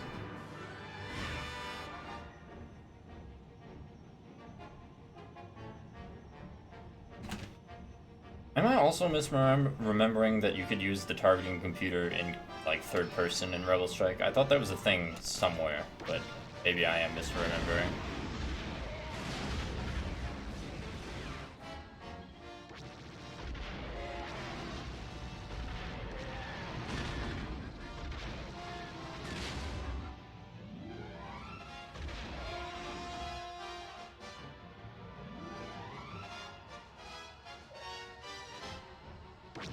Next wave incoming.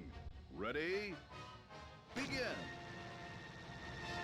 Yeah, like, I normally don't use it, but I mean, it's just so nice here.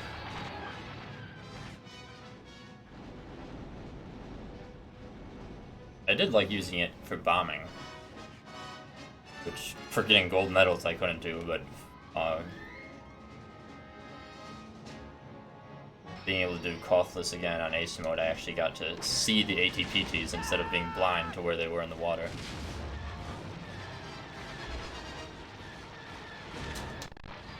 Leave me alone. Leave me alone, sirs. Leave me alone. I did nothing to you, except kill, like, so many of you already. But you shot first. Not really, but we're gonna assume that was the case.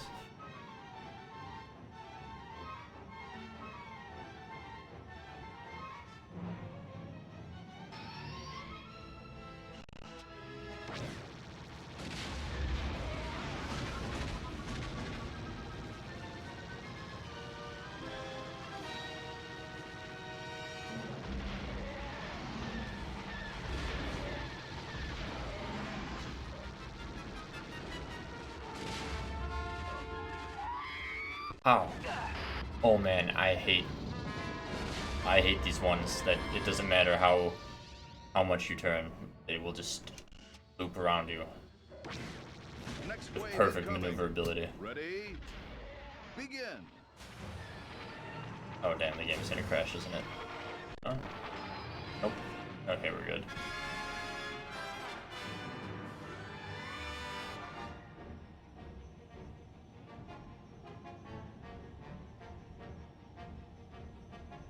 We still got 3 lives. And we're almost to a free wave.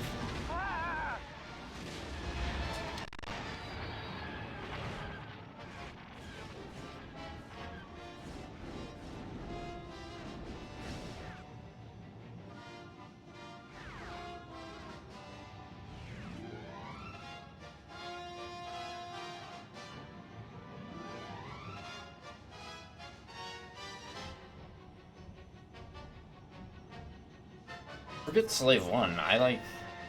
Is this comfortably possible with any other vehicle?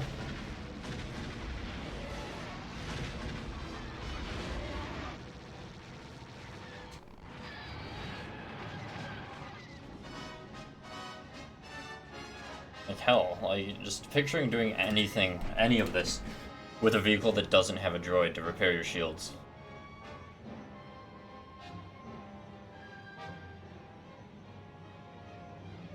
Like, maybe the Naboo Starfighter, but is it fast enough to do this strategy, which is, like, kind of necessary?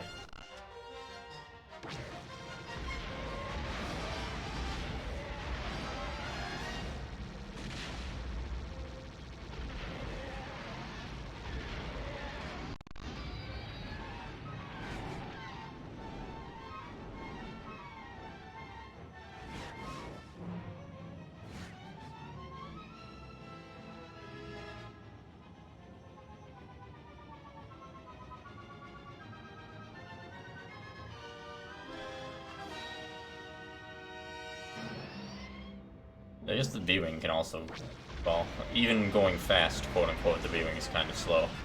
Imagine, I mean... Next wave incoming. Ready? There's no way, but I mean, the Y-Wing has a droid. Again, there's literally no way that's a thing. The Y-Wing is so slow.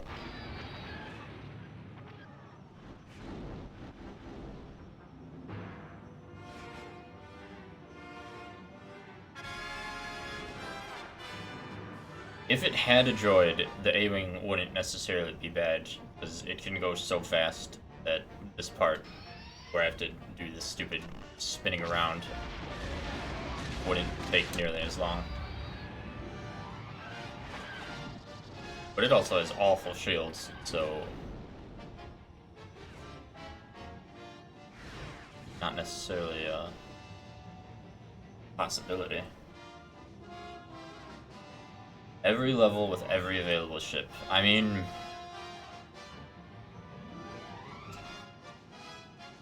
I could possibly see it except for this.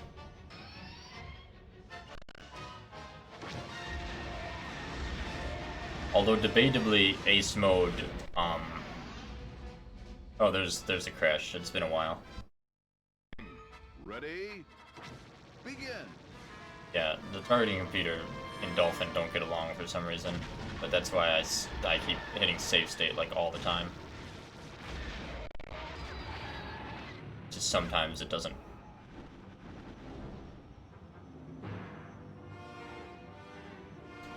Yeah. Battle for Endor, I wonder if that's possible on ace mode with certain ships, because I was very close to Home 1 dying, and the X-Wing can be decently speed. It has a decent speed. Like, trying to picture doing that on, well, the Y-Wing is a good example, because at least Slave 1 is cluster missiles, but again, I don't think Slave 1 could deal with the Star Destroyers fast enough.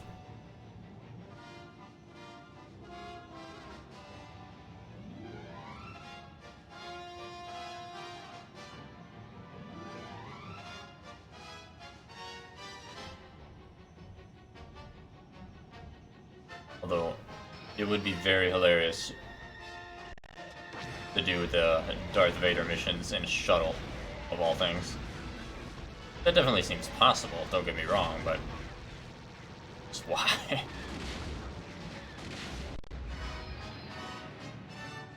I think I'll save state a bit more often, just in case. Yeah, like, when you have to go to the Star Destroyer and shoot the command deck, you have to fly in pretty much a straight line to do the shooting. And at that point, every single turret on the Star Destroyer is aiming at you. Next wave incoming. Ready? Oh yes, free wave.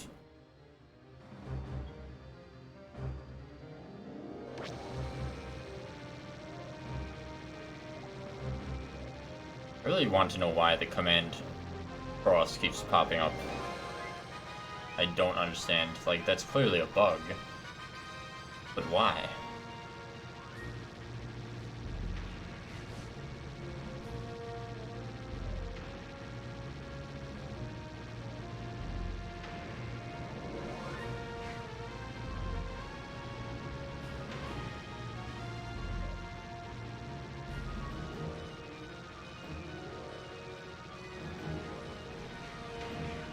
Can you do that for... Yeah. So, if you do it for both of them. Well, the first one doesn't really shoot at you that much, but once you kill one Star Destroyer, the other one shoots at you pretty hardcore. So then the question becomes, can you crash into the second one without dying on Slave 1?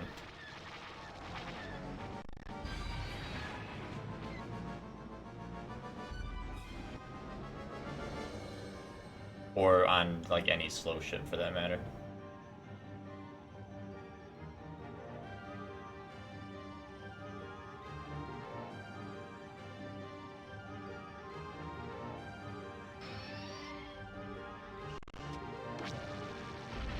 Now I'm curious. I'm gonna have to see if there's any videos of people doing that.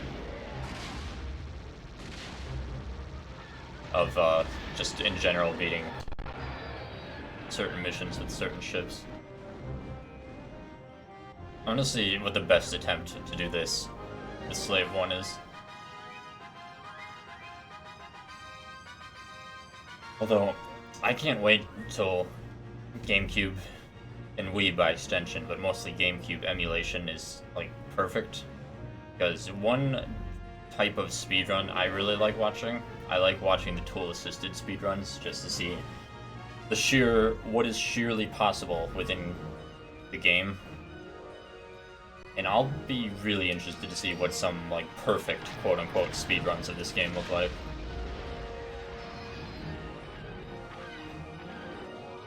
If it's possible to beat this with Slave 1, that is how it would be possible. They're doing frame-perfect everything. Frame, like, just the perfect RNG.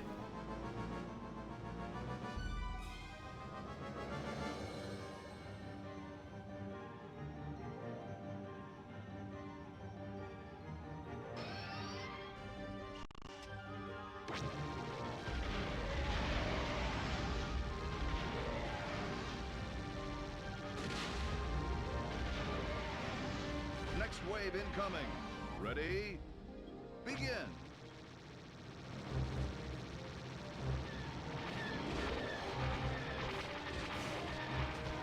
Holy shit, do not shoot me so much.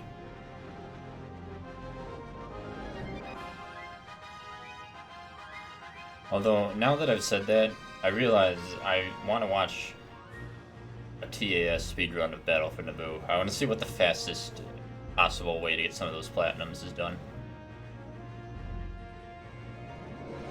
Especially the prison one, because I just took so long trying to get accuracy and stuff. But I bet you can do it so much faster if you have perfect accuracy, because obviously you're using a tool to play it frame by frame. You can have 100% accuracy.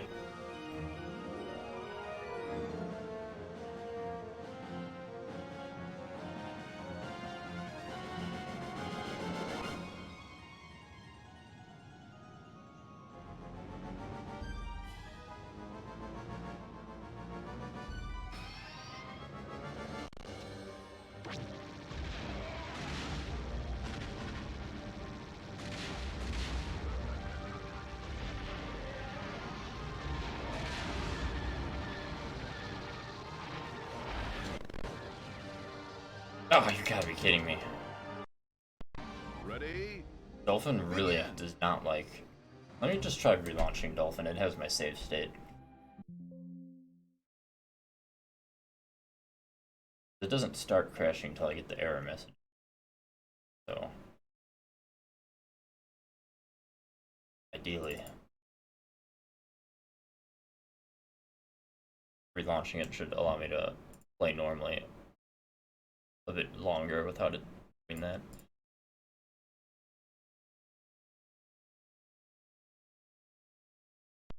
Ready?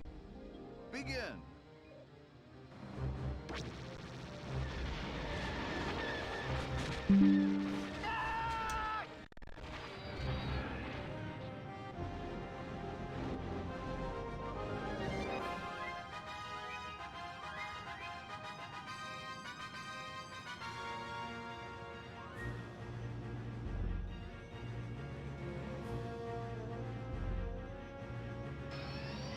Oh boy, they're gonna be right behind me.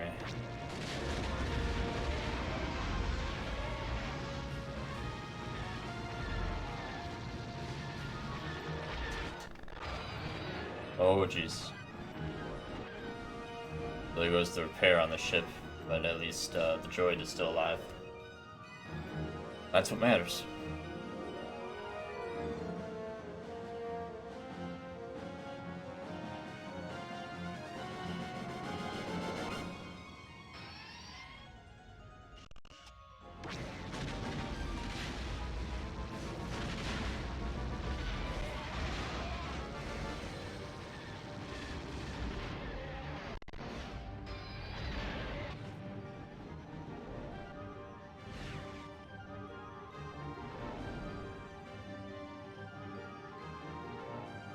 Especially after the AT-AT mission in Rebel Strike, I really wish they would have made... Well, in general, I obviously wish they made a sequel to this game. But I would have liked to see a sequel and/or spin-off where, like, the primary missions, or the bulk of the game, is you playing as the Empire. Next wave incoming. Like an alternate history take. Begin. Give me the Battle of Hoth, but where I get to be the AT-AT pilot, or ATST. You know, give vehicle choice.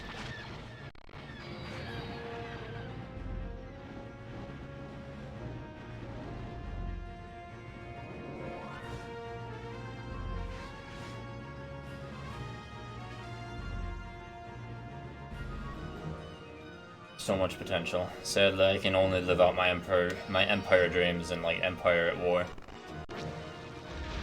Well, that is a phenomenal game.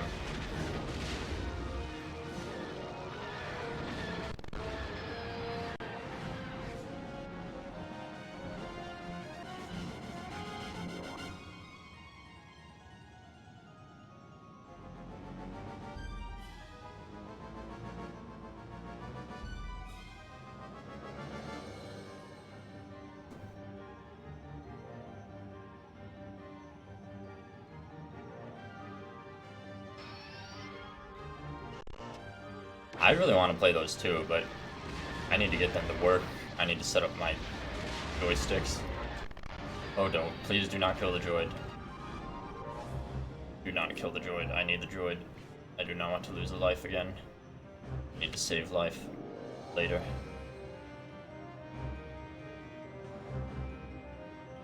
I'm bad at procrastinating new games to play, well, to play other new games or other games I own, because I just own way too many games that I've not played.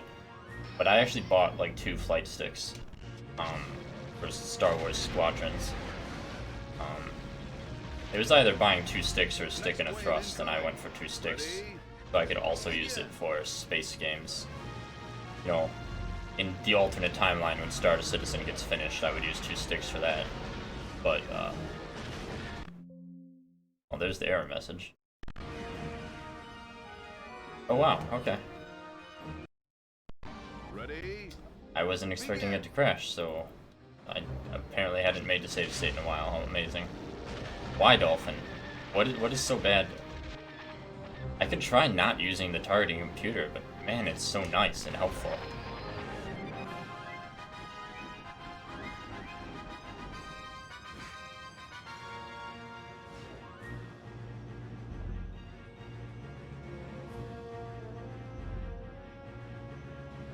I also need to like bind the save state to the stick or something. So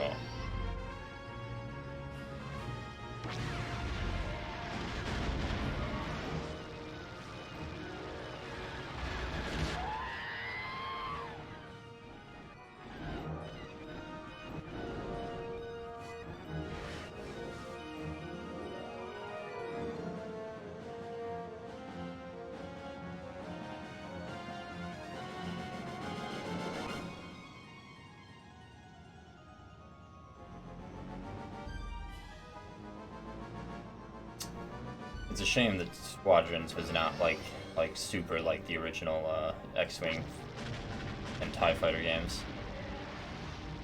Although I haven't played them, I love the idea of it being like an open mission structure, and just having so much more freedom and more than 4 ships for the Rebels and the Empire.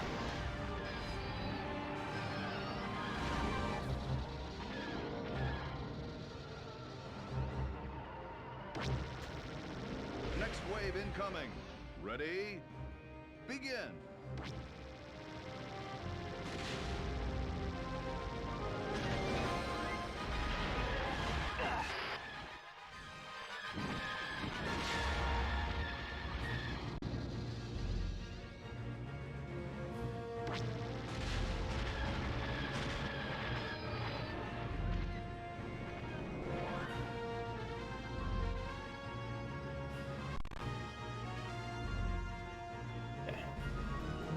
Let me see if aiming and seeing the enemy ships is just easier in cockpit mode without targeting computer.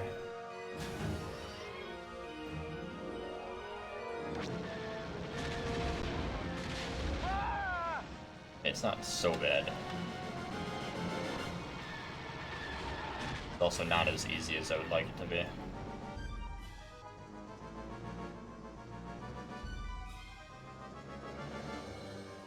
But if this prevents it from crashing, oh well.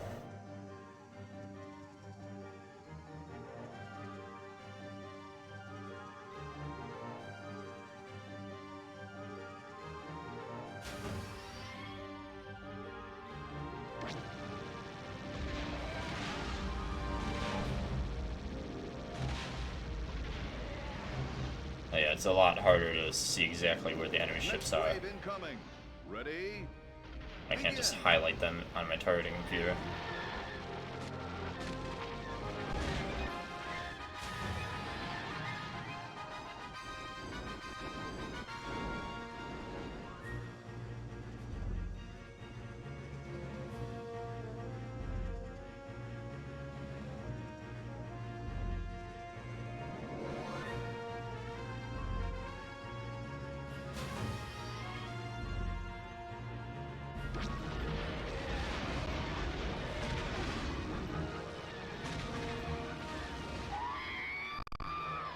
Wow.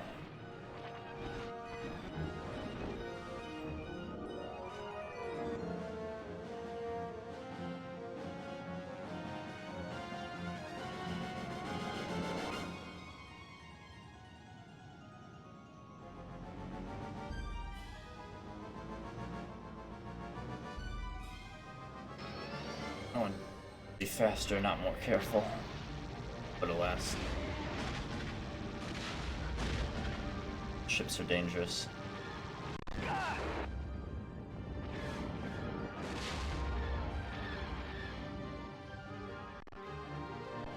How many lives do I have? Yeah, I need the targeting computer.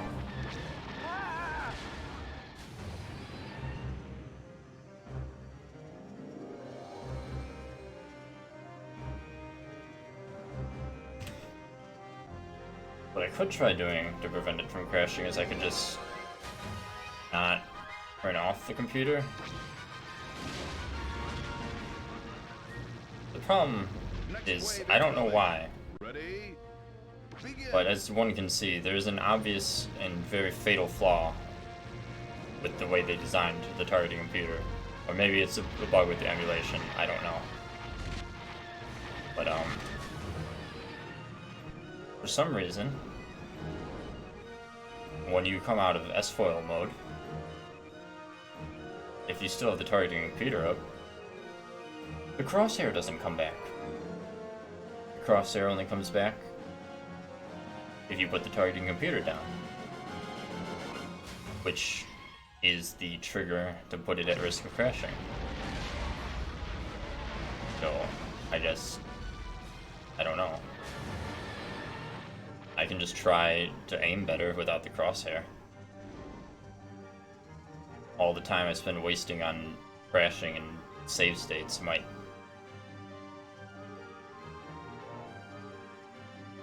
actually be slower than just taking longer.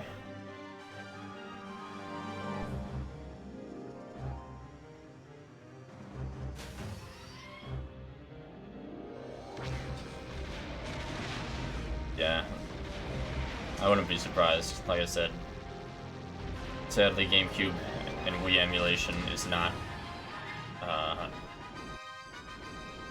really there yet.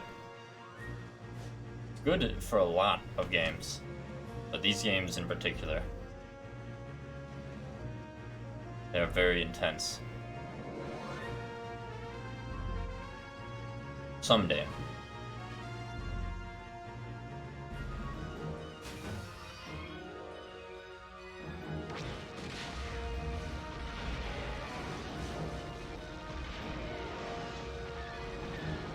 Oh, this is one of the ones that's gonna turn around, huh?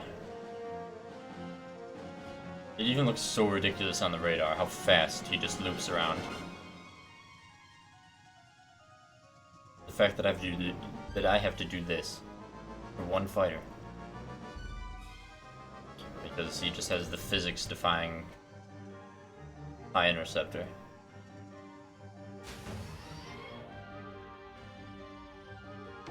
Next wave incoming. Ready? Begin.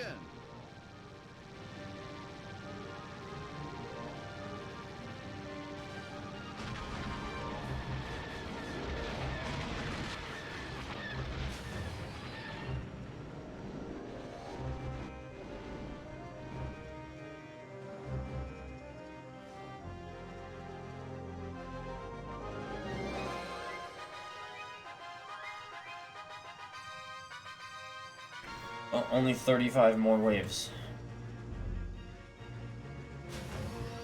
Yeehaw.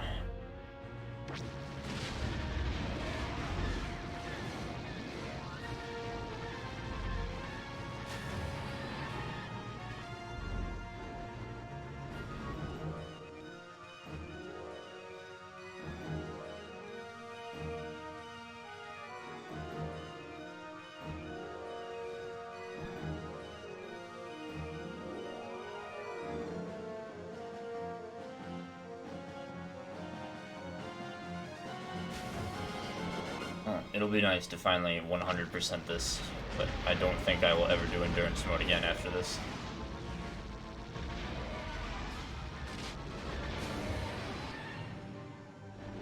Not even for a remaster.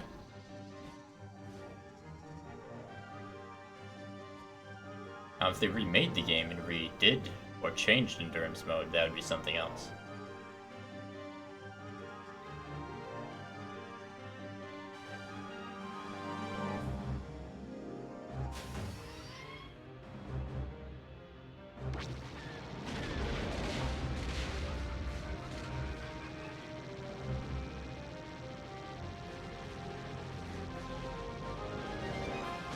wave incoming. Ready? Begin.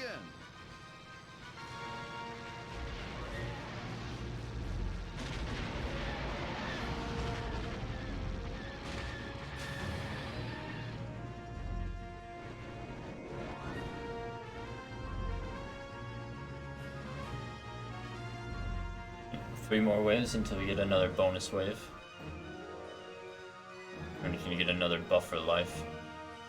So as long as I play more carefully, I shouldn't die again. Well, I mean, I could get really unlucky with how accurate they decide to be.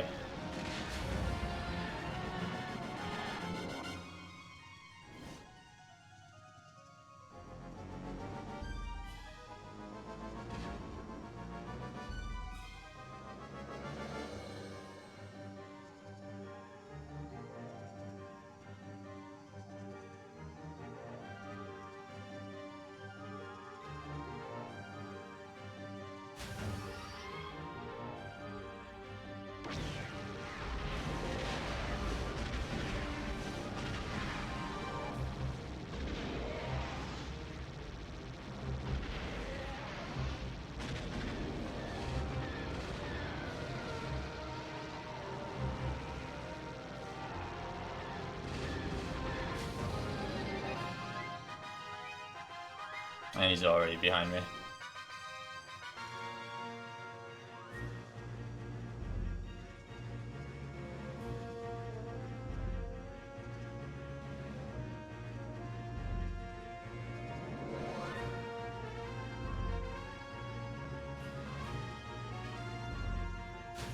I wonder if like the dev team all had to do this before they decided it was good enough to ship. Like, yeah, this is a good level. Begin. Everyone on our team beat it.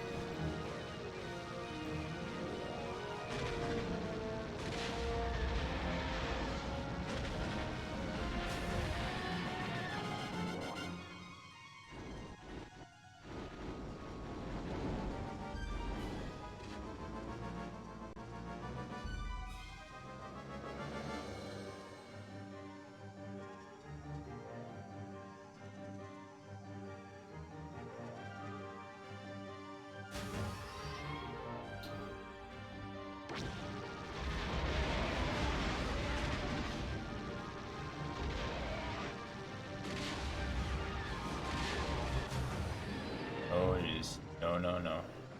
Need shield regeneration. Leave me alone.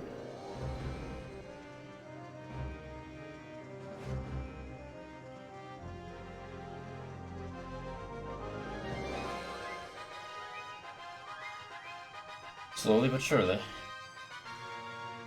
Shields are coming back.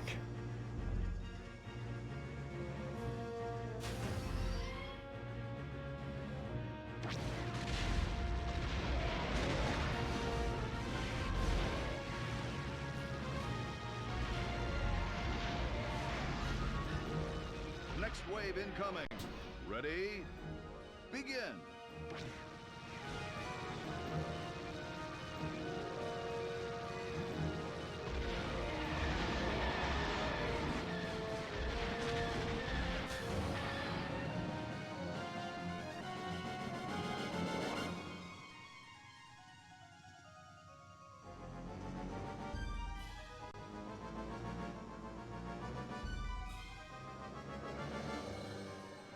At this rate, definitely not finishing this in under 3 hours, so Friday will likely be Rebel Strike.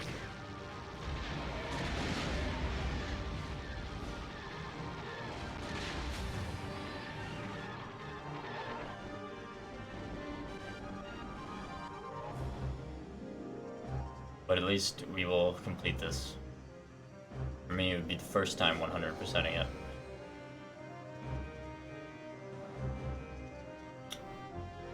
I gotta say, by the time I'm done with Rebel Strike, I might be off my Star Wars kick, at least for a while. I was debating on continuing with maybe like replaying KOTOR in KOTOR 2, but I think it might be time to play something else.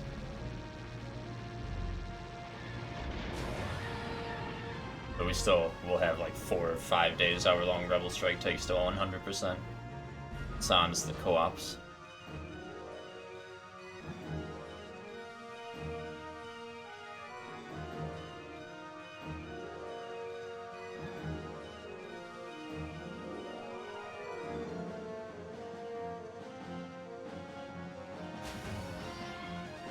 Of course, then comes the question as to what to stream after I finish off the Rogue Squadron series. Next wave incoming. Ready? Begin. And I don't really know.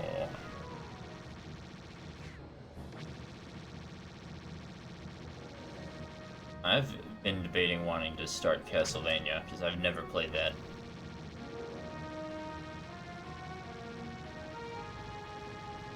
That'd be nice, the other side of the Metroidvania, because I've done Metroid, but I've not done Vania.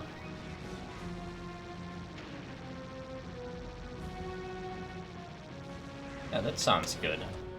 I need to look up what games there are, because once I do it, I will do all of them. But the question is, Metroid didn't... Actually, you know, I don't know how many games there are in the Castlevania series versus Metroid. Also, a question is, do the older Castlevanias have remakes like the Metroids do? That is a good question.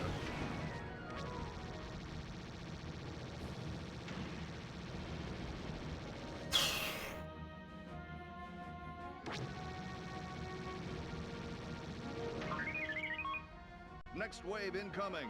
Not necessarily like anti-retro, but my only experience with old Castlevania was, I believe, I grew up with the normal NES and an Atari, but the Atari is not really relevant to Castlevania. But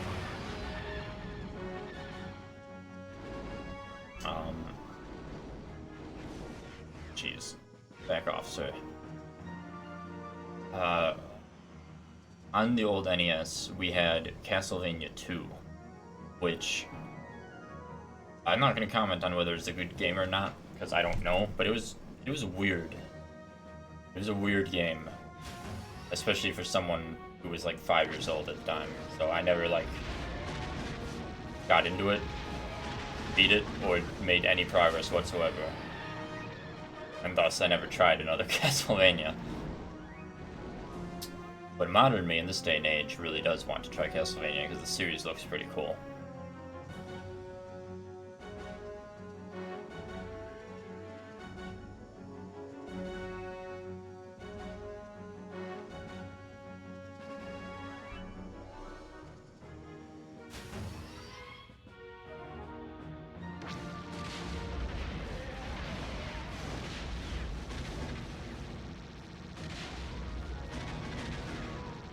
Oh yeah.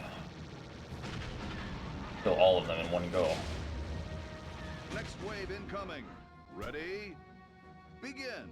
That was a nice wave.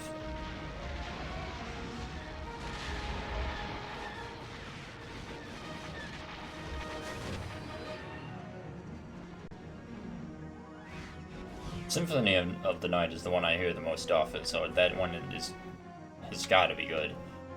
I will probably play them chronologically. Well, how do I, let me rephrase that, or expand upon that. When I did the Metroid series, I played them in timeline order. I don't know if the Castlevania games have a timeline, but if there is like a list, I'll probably do it in that order. And if there's not, then I'll do them in release order.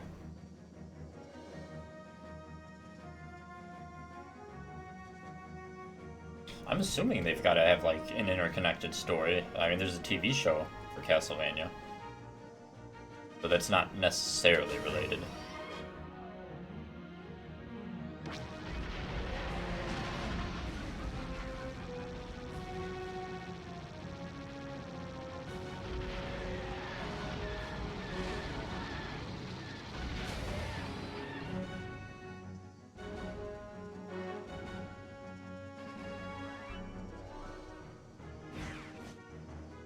Don't you shoot me. I I'm just a simple man trying to make his way in the galaxy. Oh, that's a Star Wars game I really should play. I never finished Bounty Hunter. Ever. That's a game that I really need to play. Next wave But incoming. again, I don't know if I'm still gonna wanna be in the mood for Star Wars after Rebel Strike.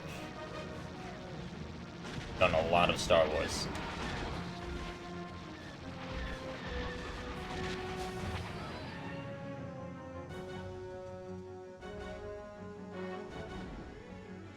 And the sooner I start Castlevania, I'm waiting to start the TV show until I at least have some familiarity with the games. Well, I really hear the TV show is good, so I want to start it, but I will play the games and I will understand.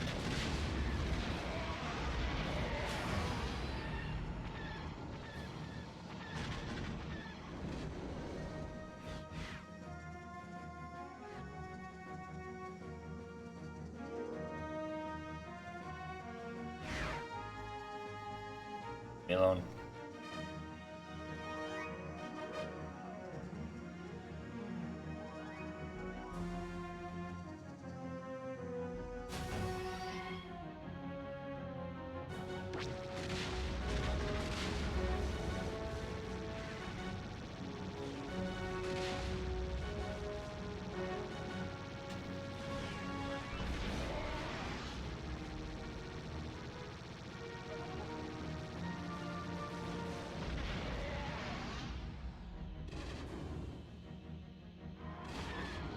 Oh no, this is one of the ones I can't spin around.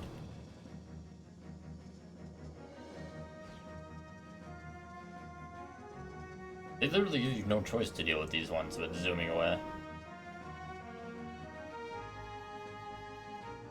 Literally, you probably couldn't even kill him on the slave one.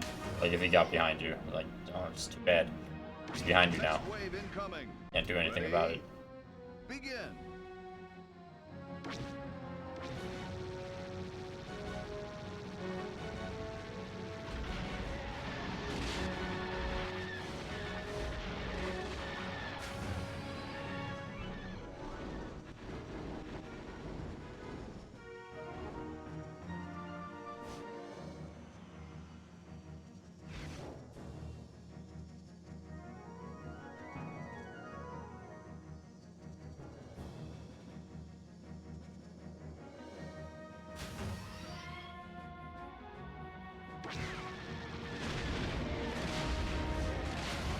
Oh dear.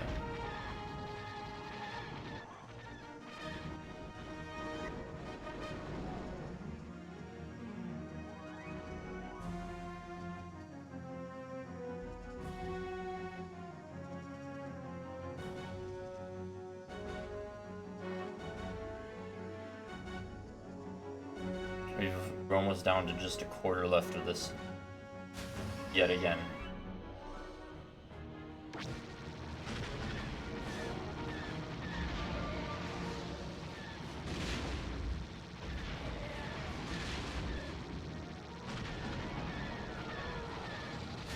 Oh no, no, no, no, no. Spam repair and fly away.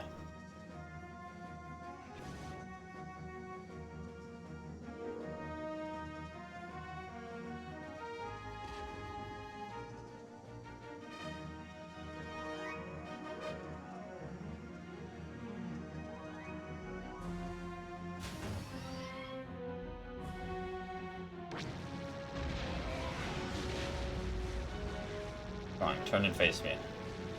Next wave incoming. Ready? Begin.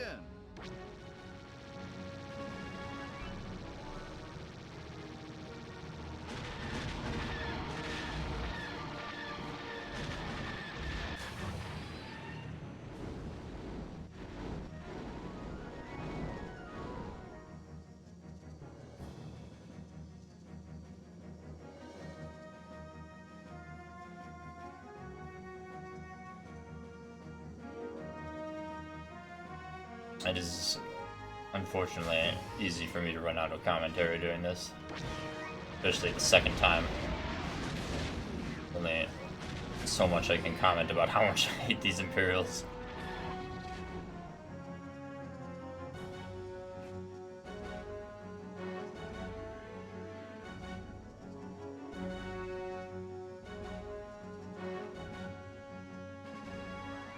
But, you know, other than endurance, this game really did hold up.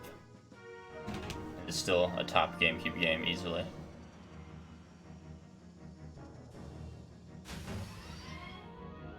Definitely within my top 10. Is it in my top 5? Probably. Can't think of what else I would have in my top 5 for GameCube. Well, I mean, I know I would have stuff like Wind Waker, Pikmin 1 and 2 would be up there. Super Mario Sunshine would be in my top 5. Is there anything else that would de-seat this game? Or would this be number 5 in top 5? Lego Millennium Falcon. I wish I had more Lego stuff. Like, I really like them. I used to have...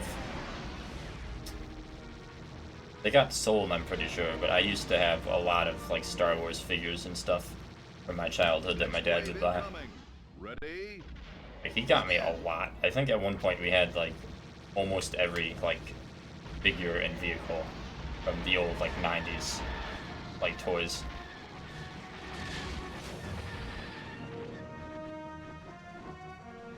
Don't know where I would put them, so I can't say I entirely regret not having them anymore, but they were definitely cool. The Lego is nice just for the building. Speaking of which, I really need to get the Lego Star Wars game, but I'm definitely gonna wait for a sale. I'm approaching the Star Wars limit. One period of time.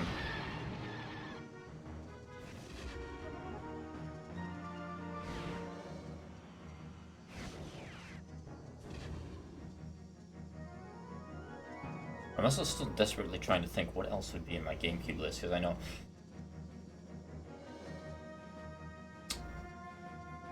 Aha. Luigi's Mansion, there we go. Well, if not my top 5, this game's definitely in my top 10. GameCube just had so many good games.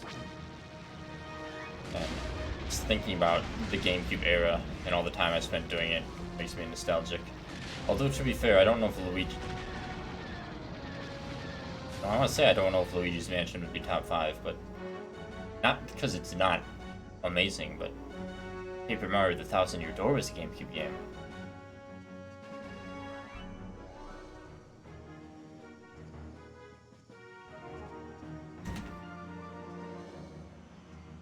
I don't think there's a single Nintendo console, other than maybe... Well, I guess that's not true. It'd be more accurate to say I don't know Next wave incoming. if there's been a Nintendo console Begin. since the GameCube that I can so fondly recall. Game after game after game that I loved.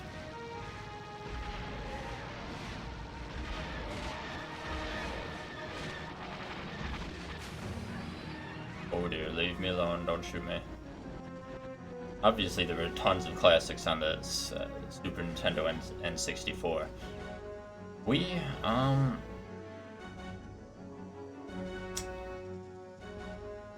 Well, we had Twilight Princess and Skyward Sword. I didn't play Skyward Sword when it was on the Wii. I had to emulate it later, but... Oh, I realized that cutscene could have crashed me, so I need to remember to keep saving. I have definitely enjoyed the Switch, but a not small portion of my enjoyment of the Switch is from games that are not first-party Nintendo, technically. Like, my favorite Switch game, as dumb as it sounds even to me still, is Mario Rabbids Kingdom Battle. That game was just so good, and I am ecstatic that we're getting a sequel. I also really liked Cadence of Hyrule, which I feel like a heathen because I've never actually played Crypt of the Necrodancer. But I loved Cadence of Hyrule. But as far as like first-party Nintendo games, like obviously Breath of the Wild is great. I mean, after the fact, after the rush of it being like new and having a whole bunch of new stuff, I had problems with it. It's still like 90% positive, but the enemy variety and lack of real dungeons were a really big sticking point for me. Mario Odyssey is definitely my favorite 3D Mario game, so there's that. And Fire Emblem Three Houses is my favorite Fire Emblem game.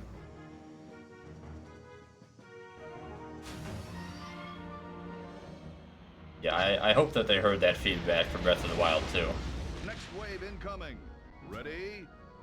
Begin. I also hope that we get to make Terrytown 2.0, because that was easily the entire best quest line of Breath of the Wild.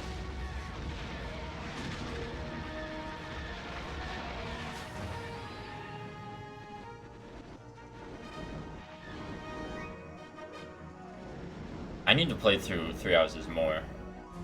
I played through it once and I have like a partial playthrough. Well, technically I've played through it twice. Or have I? No, not yet. My current playthrough that I didn't finish because I just like started playing other games was on like, I started a new non-new game plus to do maddening difficulty. Because of course there's a special title screen if you beat the highest difficulty on a new file, so yay. Gotta do that. But Fire Emblem has a lot of what I love in gaming.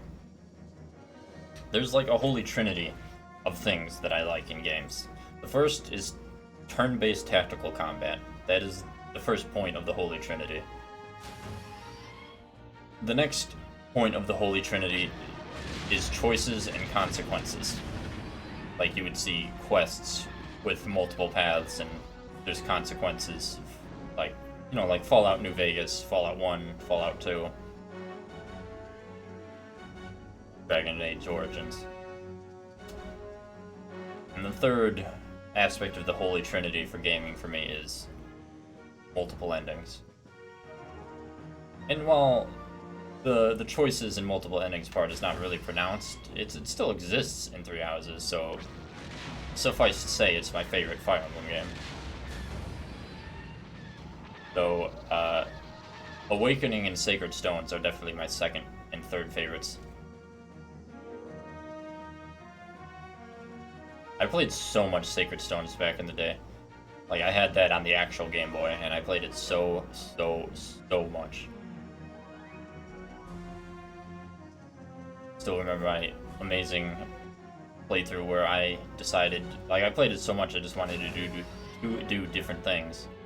So I did a playthrough where I would only use Gilliam, because I don't know why, he was just always the best unit for me. So I only used him, I gave him every stat boosting item, so I just had this slow as hell general that could destroy everything and never take damage, and soloed the entire game. Which is great. Awakening I also loved, but it had so much DLC and like the ability to grind levels. Ready? Begin. The ability to grind money was pretty much locked behind having a very specific 2 DLC maps.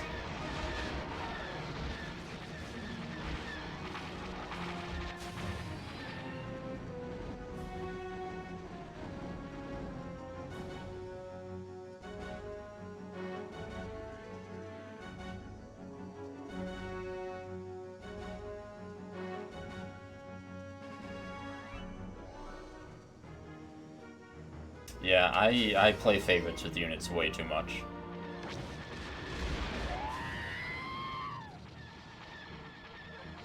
That was my bad, I shouldn't have tried to do a head-on like that. So close.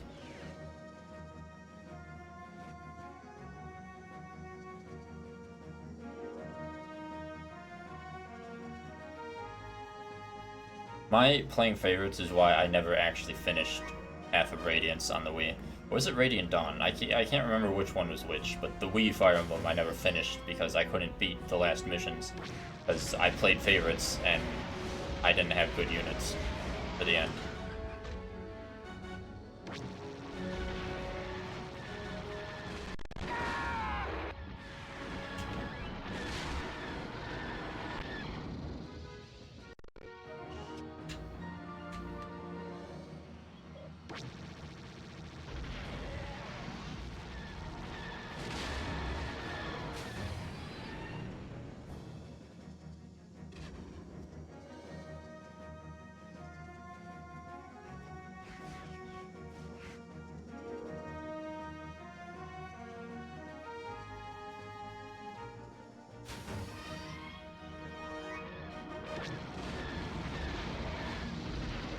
Next wave incoming.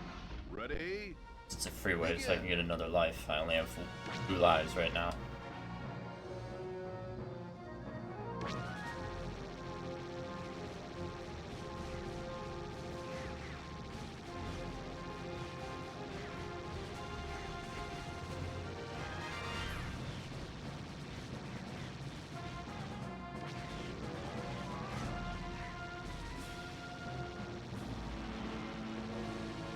What I really want for the Switch is I just want more first-party Nintendo games. Like...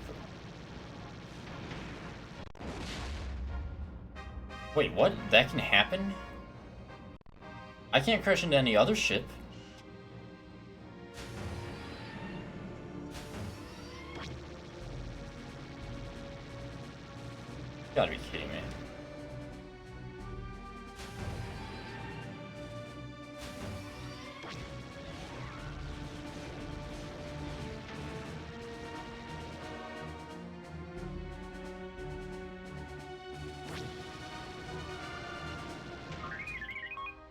Next wave incoming. Ready? Begin.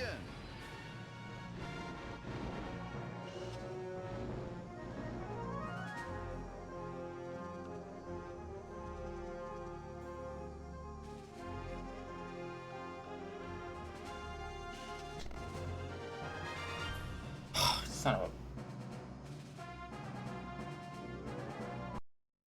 a... Next wave incoming. Ready? Begin.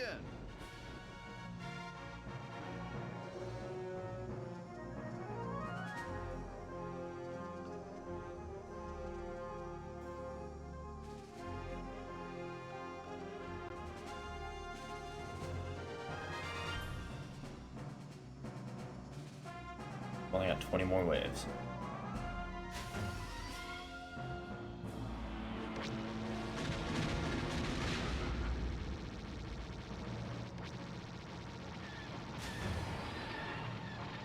Fortunately, this is going to be a very slow 20 waves because they can't really take any risks with only 2 lives.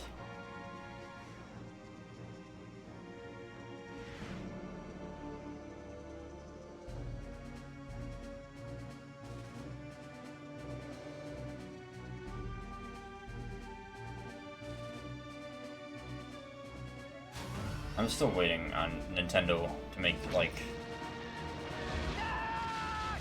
I want to switch Pikmin. I want to switch Donkey Kong. It's been like 5 years. Having another Mario mainline game would be nice.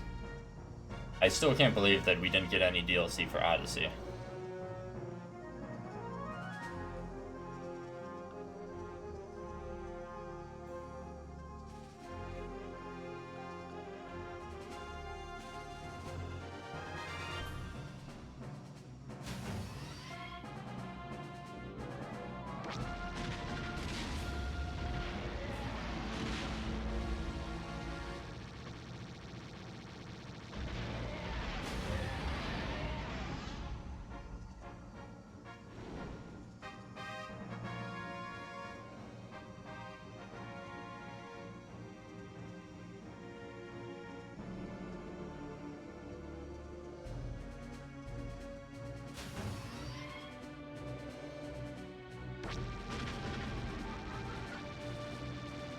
Next wave incoming. Ready? Begin.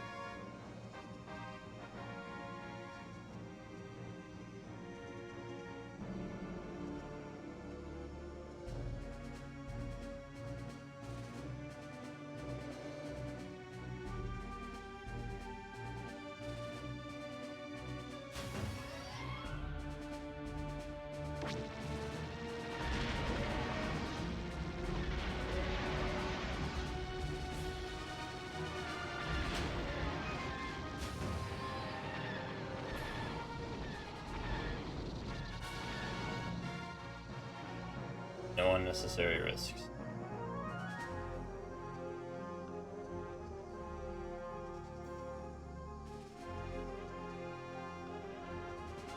Nintendo's a very confusing company to me, though. There's like so much they could do, and I just don't understand why they don't. I still don't understand why we don't have another Star Fox, because they don't know what to do with Star Fox, quote unquote. Like, I don't know, like, make another game. That's something to do. How about that? Wouldn't that be something? Just make another one.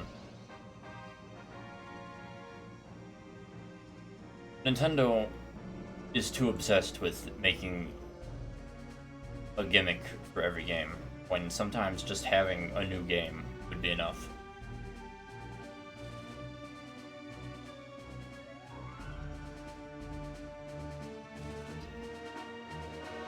As much as I respect the man for everything he did in the past,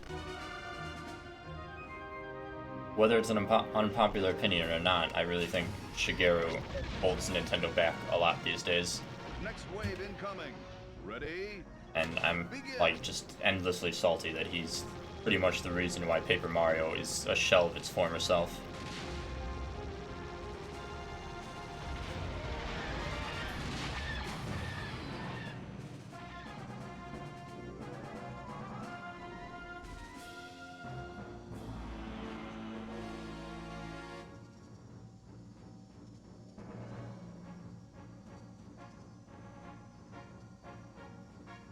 But I mean, the Mario and Luigi series died, so, you know, maybe we will get Paper Mario back to being an RPG. Or we just won't have a Mario RPG.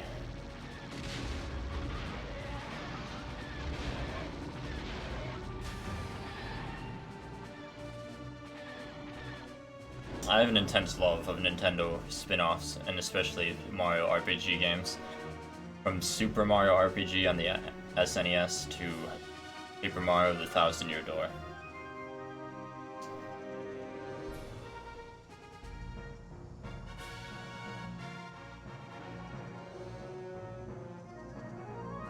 It's a trend I have with any game series. Like, I love games that expand upon the universe and explore just often not seen sides and characters and lore and stuff, which is obviously Super Mario RPG and Paper Mario did a lot of that.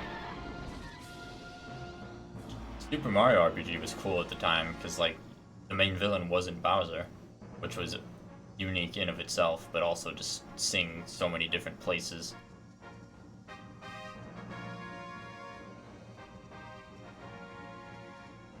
I wish Nintendo would do more spin-offs, but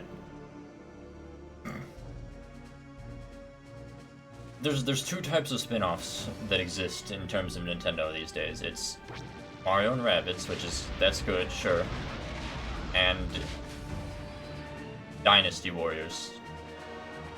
Two different Zelda Dynasty Warriors, and now two different Fire Emblem Dynasty Warriors. Which to me is really frustrating, because if any series could have a good spin-off, it would be the Zelda universe. Especially an RPG spin-off. But, you know, no, we need another Dynasty Warriors.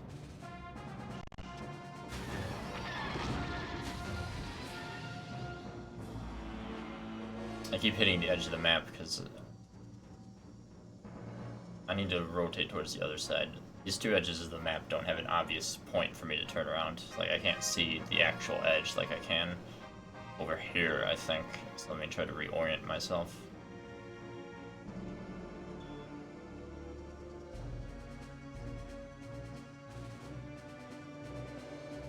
Yeah, there we go. I can actually see the edge of the map on that side, so I know when to turn around. Next wave incoming. Ready? Begin.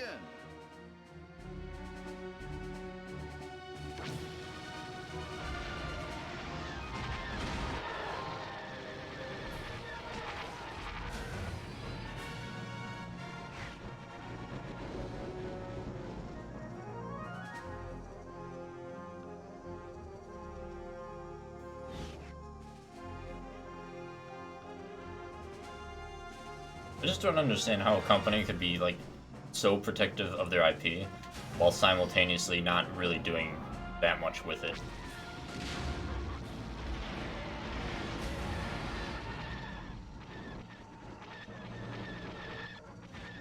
But it's okay, because we're gonna get the Mario movie, and it's definitely not going to be awful.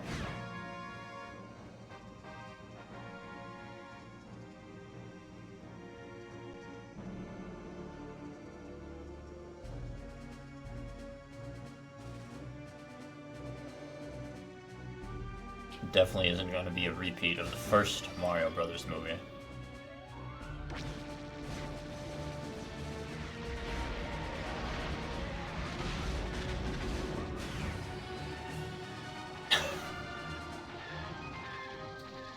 Watch this other Mario movie be better, or be worse than that 1980s or whenever Mario movie.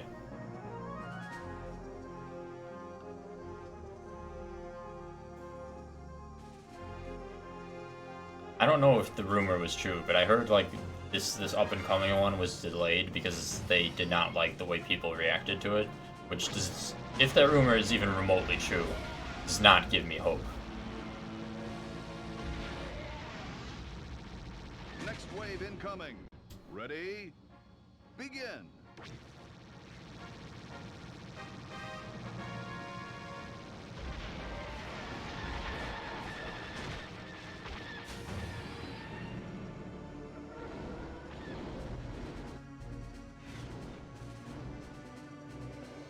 Also, the fact that supposedly it's like a Disney-esque musical type of movie, which is not what I pictured when I think Mario movie.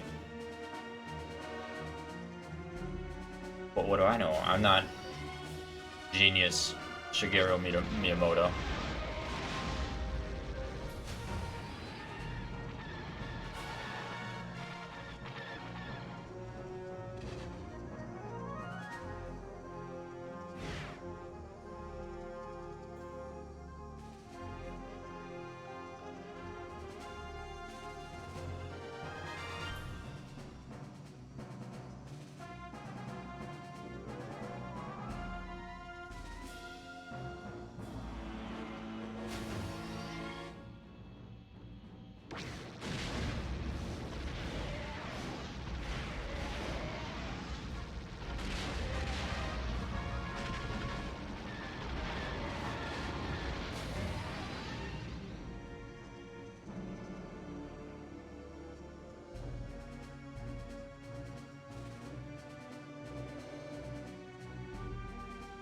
Alright.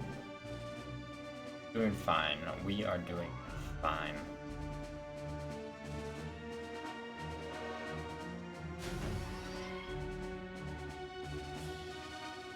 Next wave incoming. Ready? Begin. I'm honestly surprised they're trying to do another Mario movie before we get like a Zelda movie. Which, you know, it seems something that would be a lot easier to make a movie about.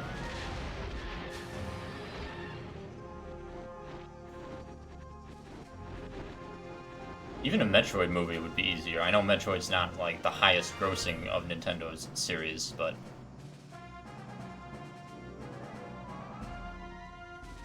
although to be fair, Metroid has been close to dying several times. I believe I saw Did You Know Gaming on how the only reason Retro got to make Prime is because Nintendo didn't care, and if Prime was bad as they expected, that was the end of Metroid. But it wasn't.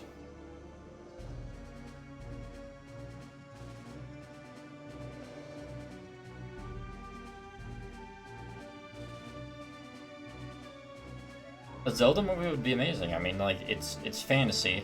It's got the groundwork for several different possible plots. It's got cool places and a cool villain.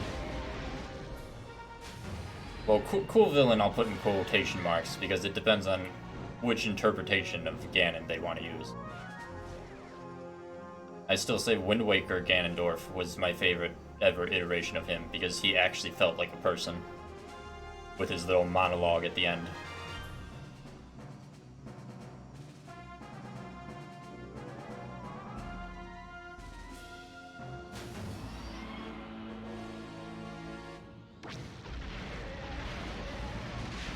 Next wave incoming. Ready? Begin. Begin!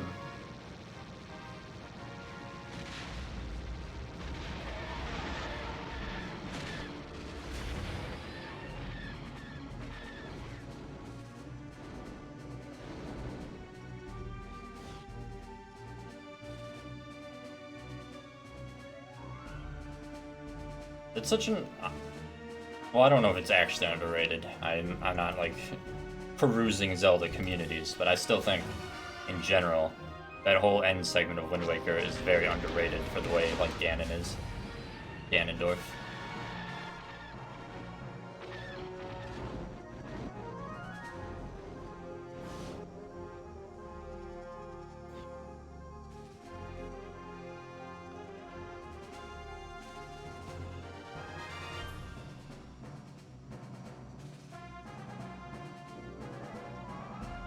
Yeah, I was into the art style, but I understand why a lot of people weren't, especially because they showed the graphics capabilities of, like, the GameCube, and I'm pretty sure they demoed, like, a realistic style, and then Wind Waker is what we got originally.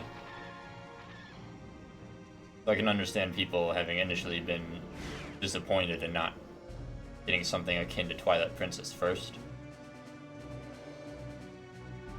But that game was such a wonderful Zelda game. It had very few flaws, like how long the Triforce quest took being one flaw and not having the fast sail in the base game. That didn't come till the remake, or the remastered, whatever. It was such a good game. Next wave incoming. Ready? Begin. I wanted to see more of, like, Ganon and, like, his origin on how he became a villain, and, like, have him be a bit more less cartoon evil. But they didn't go with that, because next we got Twilight Princess, which didn't do much for his character, and then we got Skyward Sword, which basically cemented, no, he's just evil. Like, by nature, by existence, he is evil, without compromise. Oh, okay. He's created from demise. Whatever. Reincarnation.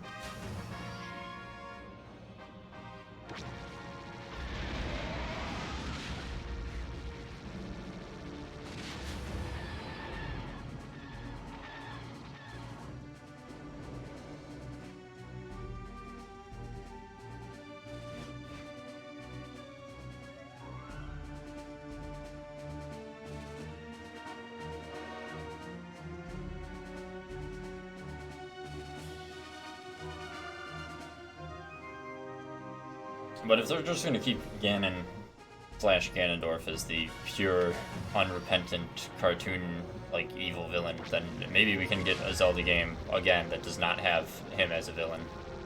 Like Majora's Mask. From a standpoint of story and thematics, Majora's Mask is, without question, my favorite Zelda. It had so many, like, mature and dark themes if you, like, actually... Well, I didn't notice them as a kid, but obviously playing it when I'm an adult, like... It's a really dark plot. Like, literally the world is ending. There's... the Anju and What's-His-Face questline where they literally... are waiting to accept death together in the last minutes of the moon falling. There's getting Romani drunk so she's not aware that the world's ending. Or the implication, because it's implied that the special milk is alcoholic.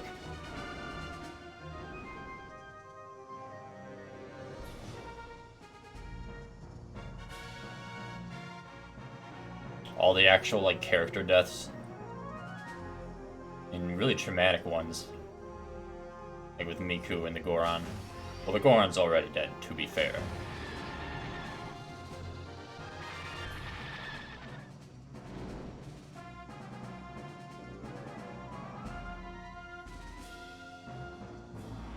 I don't know how much it will, but I'm hoping that Breath of the Wild 2 is to Breath of the Wild what Majora's Mask was to Ocarina.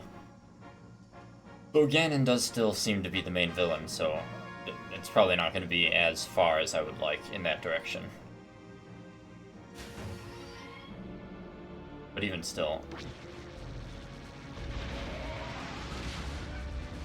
But I find it amusing when people that aren't as familiar with Zelda talk about like how dark Breath of the Wild is, because like the world was, or the kingdom was ruined.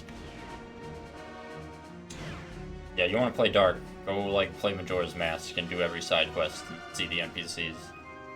Then you tell me which Zelda game is the most dark.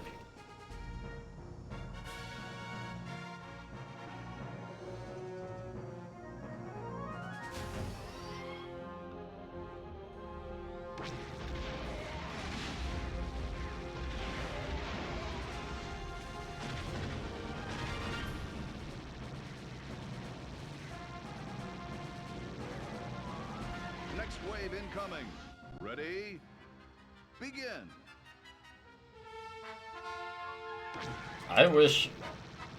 I've probably mentioned this multiple times because I often like talking about video games, and I've probably made the Nintendo discussion, but I've really come to love this age of remasters and remakes that we're getting, but I just wish Nintendo would actually do it instead of doing this weird, like, hey, we're gonna put Mario 64 on the Switch, and you know what we're gonna do? We're gonna give it 16:9 aspect ratio. There you go, there's a remaster.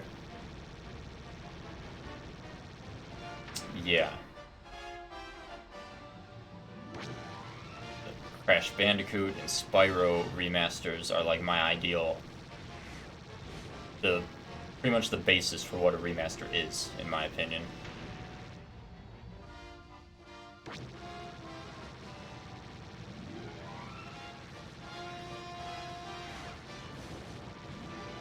Like, if Nintendo can't offer me something that I can't already do on an emulator, then it's not really worth it.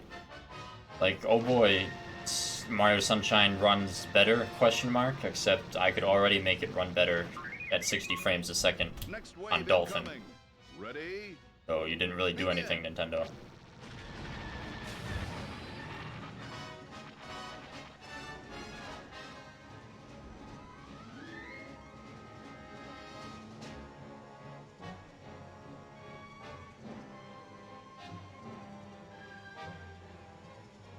I'm just salty because, you know, it would have been cool to see, like, a full, like, beautiful remake of, say, Majora's Mask. Well, not necessarily a remake, a remaster. There are games that need... there are Nintendo games that need remakes, I feel. But that's, like, the original Zelda, and Zelda 2 would use the full, like, remake.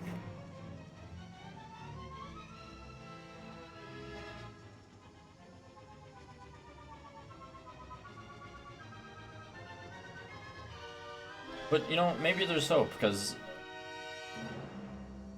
while they're not doing anything now, we do know that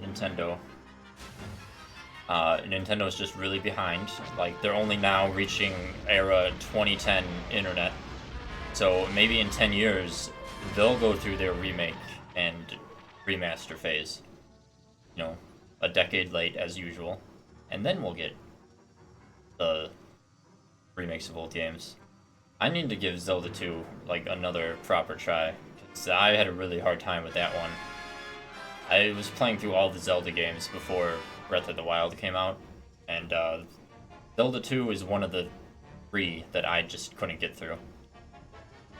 I couldn't get through Spirit Tracks either, which is a shame, because I really loved the game. It's just, I hated emulating the DS controls.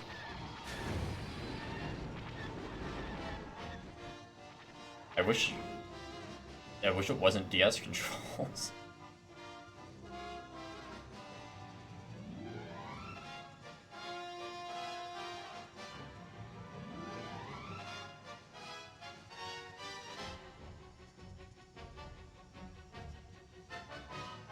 Yeah, I just gotta figure out the best way to enjoy it.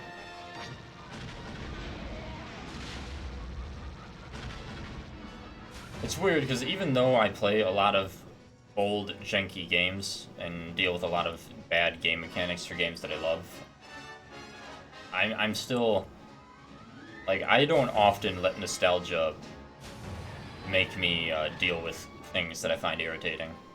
And one thing I need to learn to deal with that I found irritating in Zelda 2 was just the way enemies respawn and/or spawn endlessly in such quantities. That was an ancient game design thing that I have really trouble dealing with in this day. Skyward Sword got a lot of criticism, and I understand it, but at the same time, Ready? I actually really thought it was one of my favorites.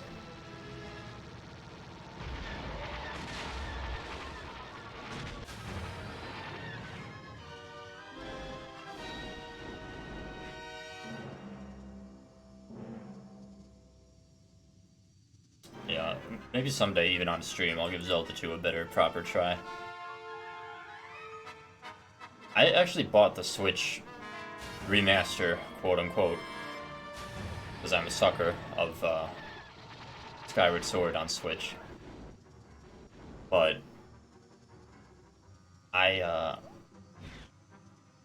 like I said, there were only a few complaints that I personally had, which were bigger problems for other people, like the endless tutorials and the linearity, which I'm pretty sure the remaster fixes the tutorials at least, and adds some other quality of life. But I thought, like, the boss fights were really good in that game, like, probably, possibly, my favorite Zelda boss fights.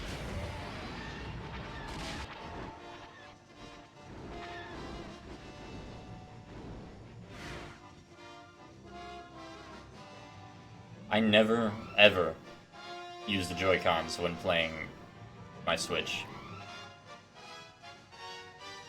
But for Skyward Sword, I might.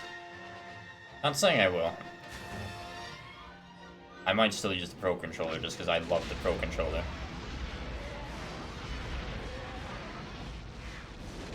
But it is a possibility. I'll have to see how good the Pro Controller sword controls are whenever I get around to playing that. I have a real problem with buying games because I want them, but I play other games because I have other games to play.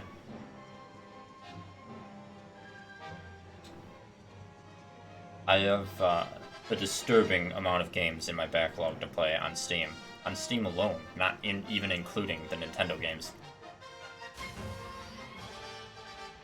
It doesn't help that I keep getting more. Like, Next wave incoming.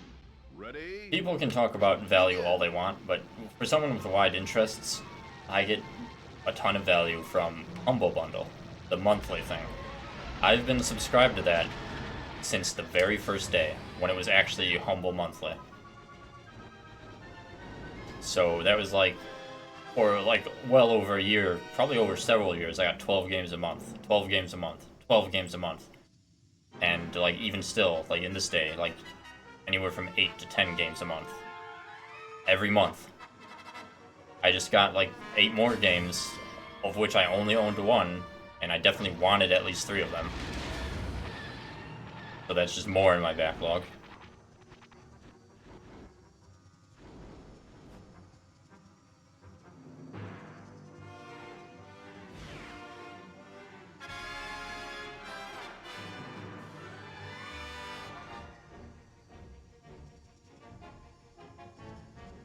And it doesn't help that my gaming preferences, I really love long games, like the Pathfinder video games that my first playthrough of Kingmaker took me like nearly 100 hours or something.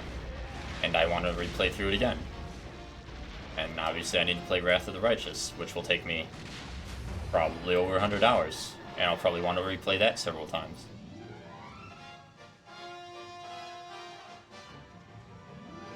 I'm very lucky that I have pretty much no other vices than video games and food. Because it definitely makes it easier to dedicate more gaming time. As well as, you know, money.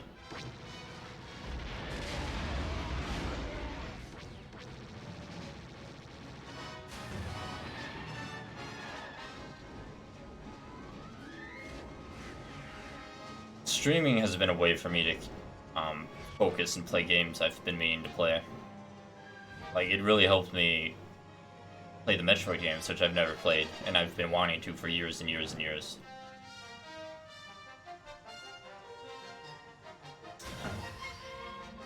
Well, here's hoping. Out of curiosity, what do you teach? Next wave incoming. Ready? Begin.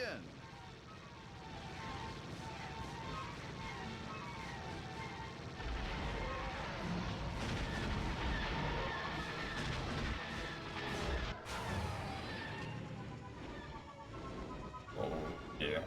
Don't shoot me. I've only got a few ways left, sirs. Do not shoot me.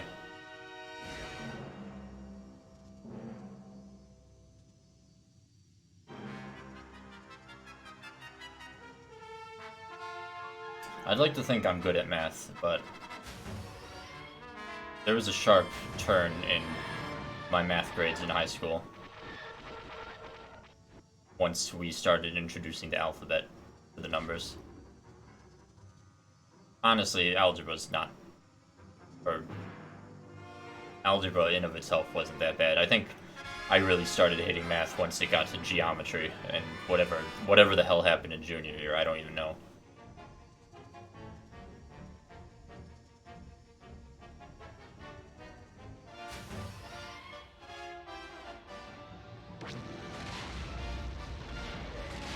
I understand immensely the importance of learning math, but I was one lazy son of a bitch. I still am. But especially back then, I'm like, I have a calculator. I don't really want to show my work. I don't even know how to show the work. I just put it in the device and it tells me the answer. I know basic math. I can do multiplication and division in my head.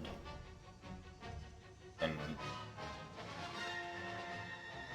I can do finances pretty well. But I never really got into the whole wanting to learn calculus and stuff because I knew I wasn't going to do a job where I wanted that. Ready? School was weird for me because I'm not sure if it was just my school or if it's just public education pre-college in general, but I felt like there was so much stuff that we learned that was pointless. I loved learning about history, but even then, like, felt like we skimmed over so much.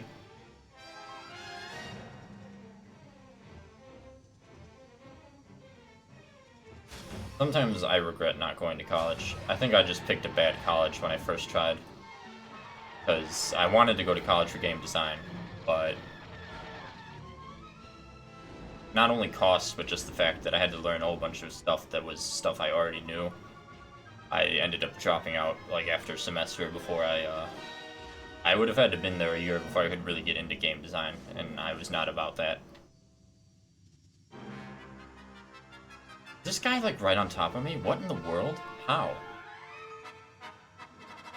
Hold on.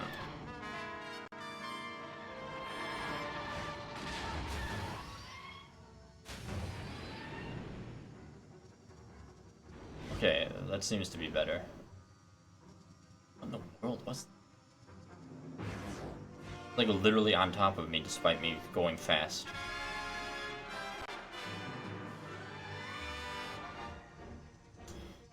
I definitely don't think I'm at a point in my life where I want to try going back to college, but sometimes I think about trying the game design thing again. I mean, when I see all these indie games coming out from people that did it themselves without college, I'm like, I feel like exceptionally lazy and stupid. Like, why can't I just do that?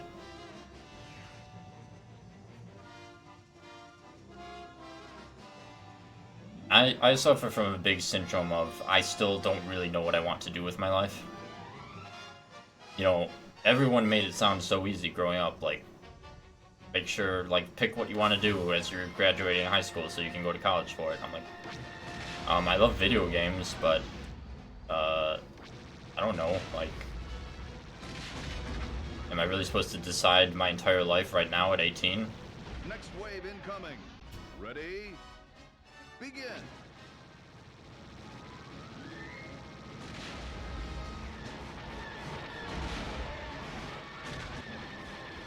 And the problem is now I'm at 30 and I still have not decided my life.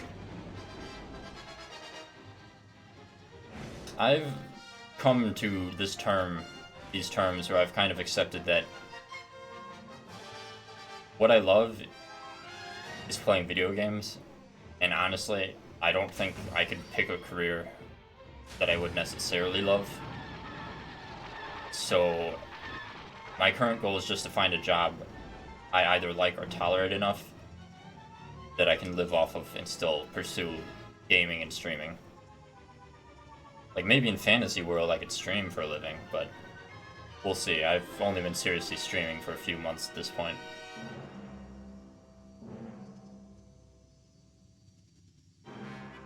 If I can ever motivate myself to do so, which is a daunting task in of itself, one thing I've always thought about is, well, obviously, it would be a dream if I could make a game.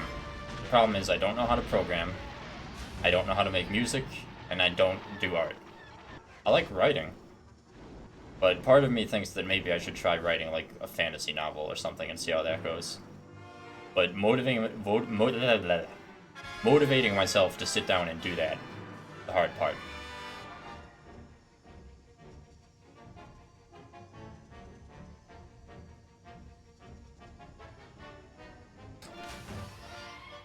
It's weird because like I have a lot of material from writing because I ran a Pathfinder game online for some friends, and that I was able to easily come up with content week after week after week for like a year, which I wanted to repurpose into an actual story. But again, like I have like a real focus and motivation problem. It's like, okay, I could sit down and write or attempt to write a few pages today, or I could play Oblivion, or whatever, insert game here, which leads to me doing that, playing game, and not doing productivity.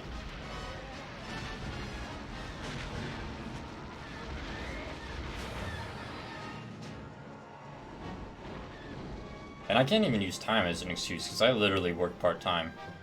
I actually downgraded from a full-time job that I hated, admittedly, because I'm like, well, this job pays me X amount of money, my expenses are Y, X is Z amount over Y, which gives me more than enough free money to still live my lifestyle.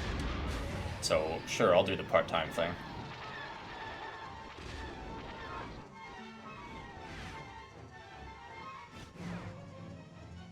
Though I'm dreading trying to find another acceptable job once I move, because unfortunately this job won't let me work from home in Illinois. They only are employing in 5 states, all of which are eastern.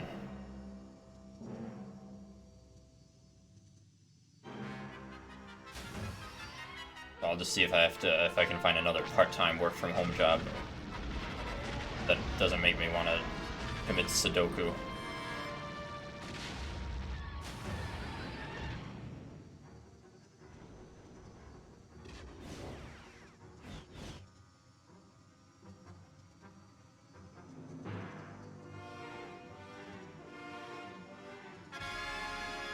I wish I could keep my current job. It's easy as hell. I do dispatching for, like, emergency road service for trucks, where I will, like, they'll say I need this kind of tire because this trailer's tire blew up or whatever. Then I'll contact a technician, send them out. It's really easy. It's actually the only time I've had to deal with a phone that I haven't wanted to, like, bash my head against a wall. I do like having more time, because, I mean, time and money are both important, but you need the time to enjoy the money. And as someone who doesn't like being rich, I mean, obviously I would like to be rich, sure. I mean, no one would not want to be rich, but I don't have expensive tastes other than my computer. Even working, like, 20 hours a week, I could comfortably buy my $3,000 computer and have several credit cards with money on them, and still have free money left over. So I mean, like, okay, that's fine. I don't need, like, a fancy house.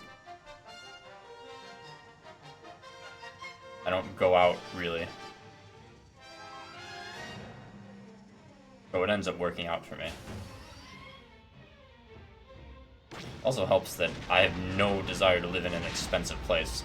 And especially now that work from home is more of a thing, I could potentially, depending on my ability to find a new job, have a decently paying work from home job and hopefully eventually move to wherever the cheapest place in existence is. Don't know what that would be. Maybe bumfuck nowhere, Nebraska.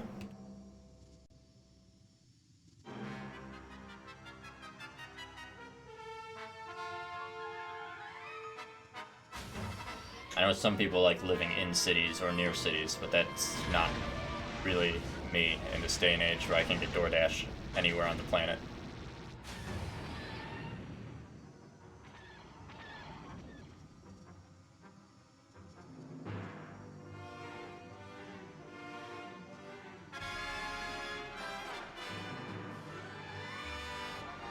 It amazes me, though, what people are willing to pay to live in a city.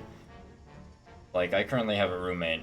I mean, we're moving soon, but, like, currently, this, like, 3-bedroom, I'd say 1,000 square foot house, like, our total rent, not including utilities, but rent for this 3-bedroom, 1,000 square foot house is, like, $1,000 a month total, which we split between us.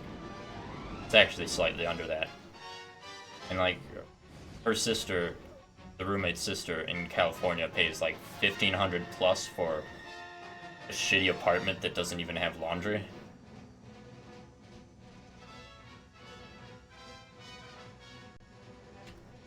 Housing is weird to me.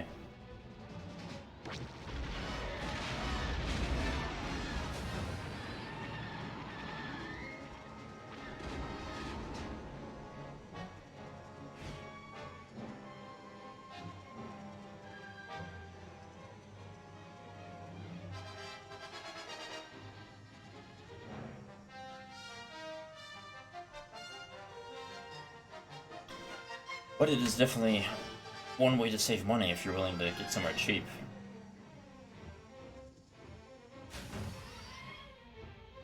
I wanted to buy a house rather than have to move back with my family in Illinois, but I don't yet have good credit to get a loan.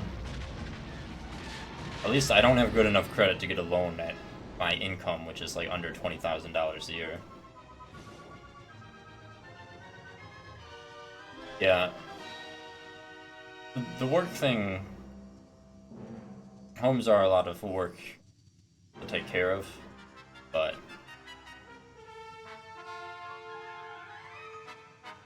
would also just be nice to have my own place. I've never really lived, I've always had roommates, I've never had the opportunity to live on my own. And especially now that I've become more of an animal person, I definitely want to live on my own. I'm very lucky that I sense fear in you. Moving back. Feel the power of the dark side. Yes, Darth Vader, shush. That I can still take my pets when I go to move back with my family. Wave completed. Unstoppable.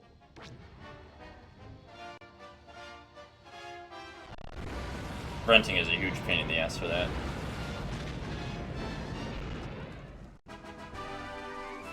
There it is.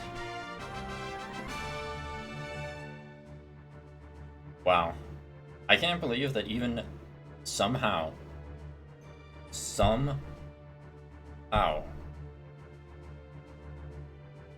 still hit the accuracy threshold for what would have been gold. Despite my firing wildly, especially at the beginning.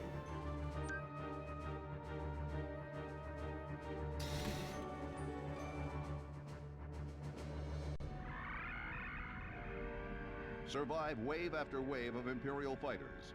The longer you survive, the higher your score will be. Well, remember to avoid shooting friendly rebel fighters.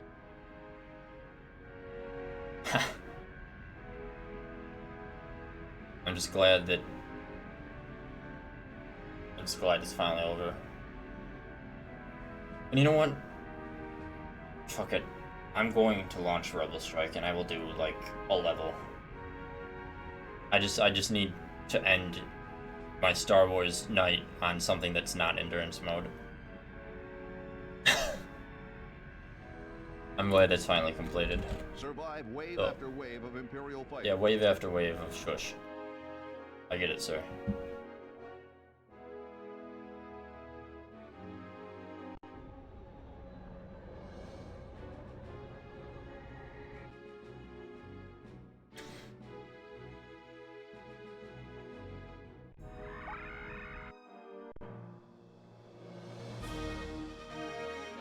Yeah. Let's see.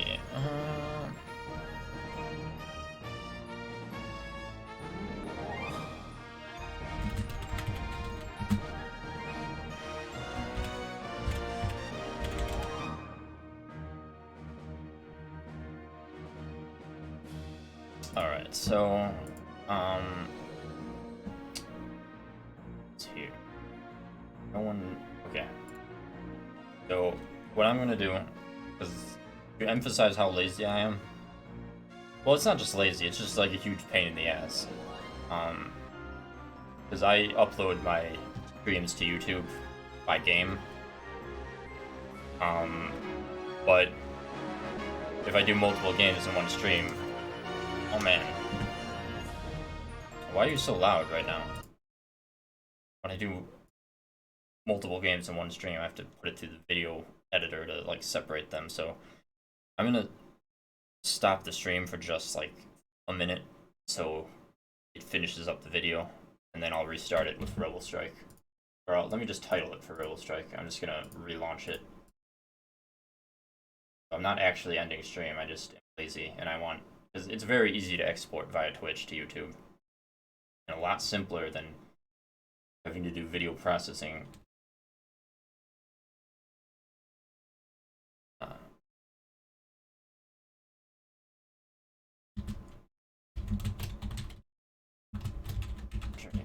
Continues with Rebel Strike.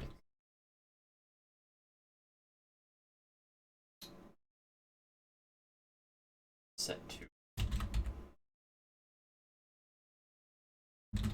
Rebel Strike.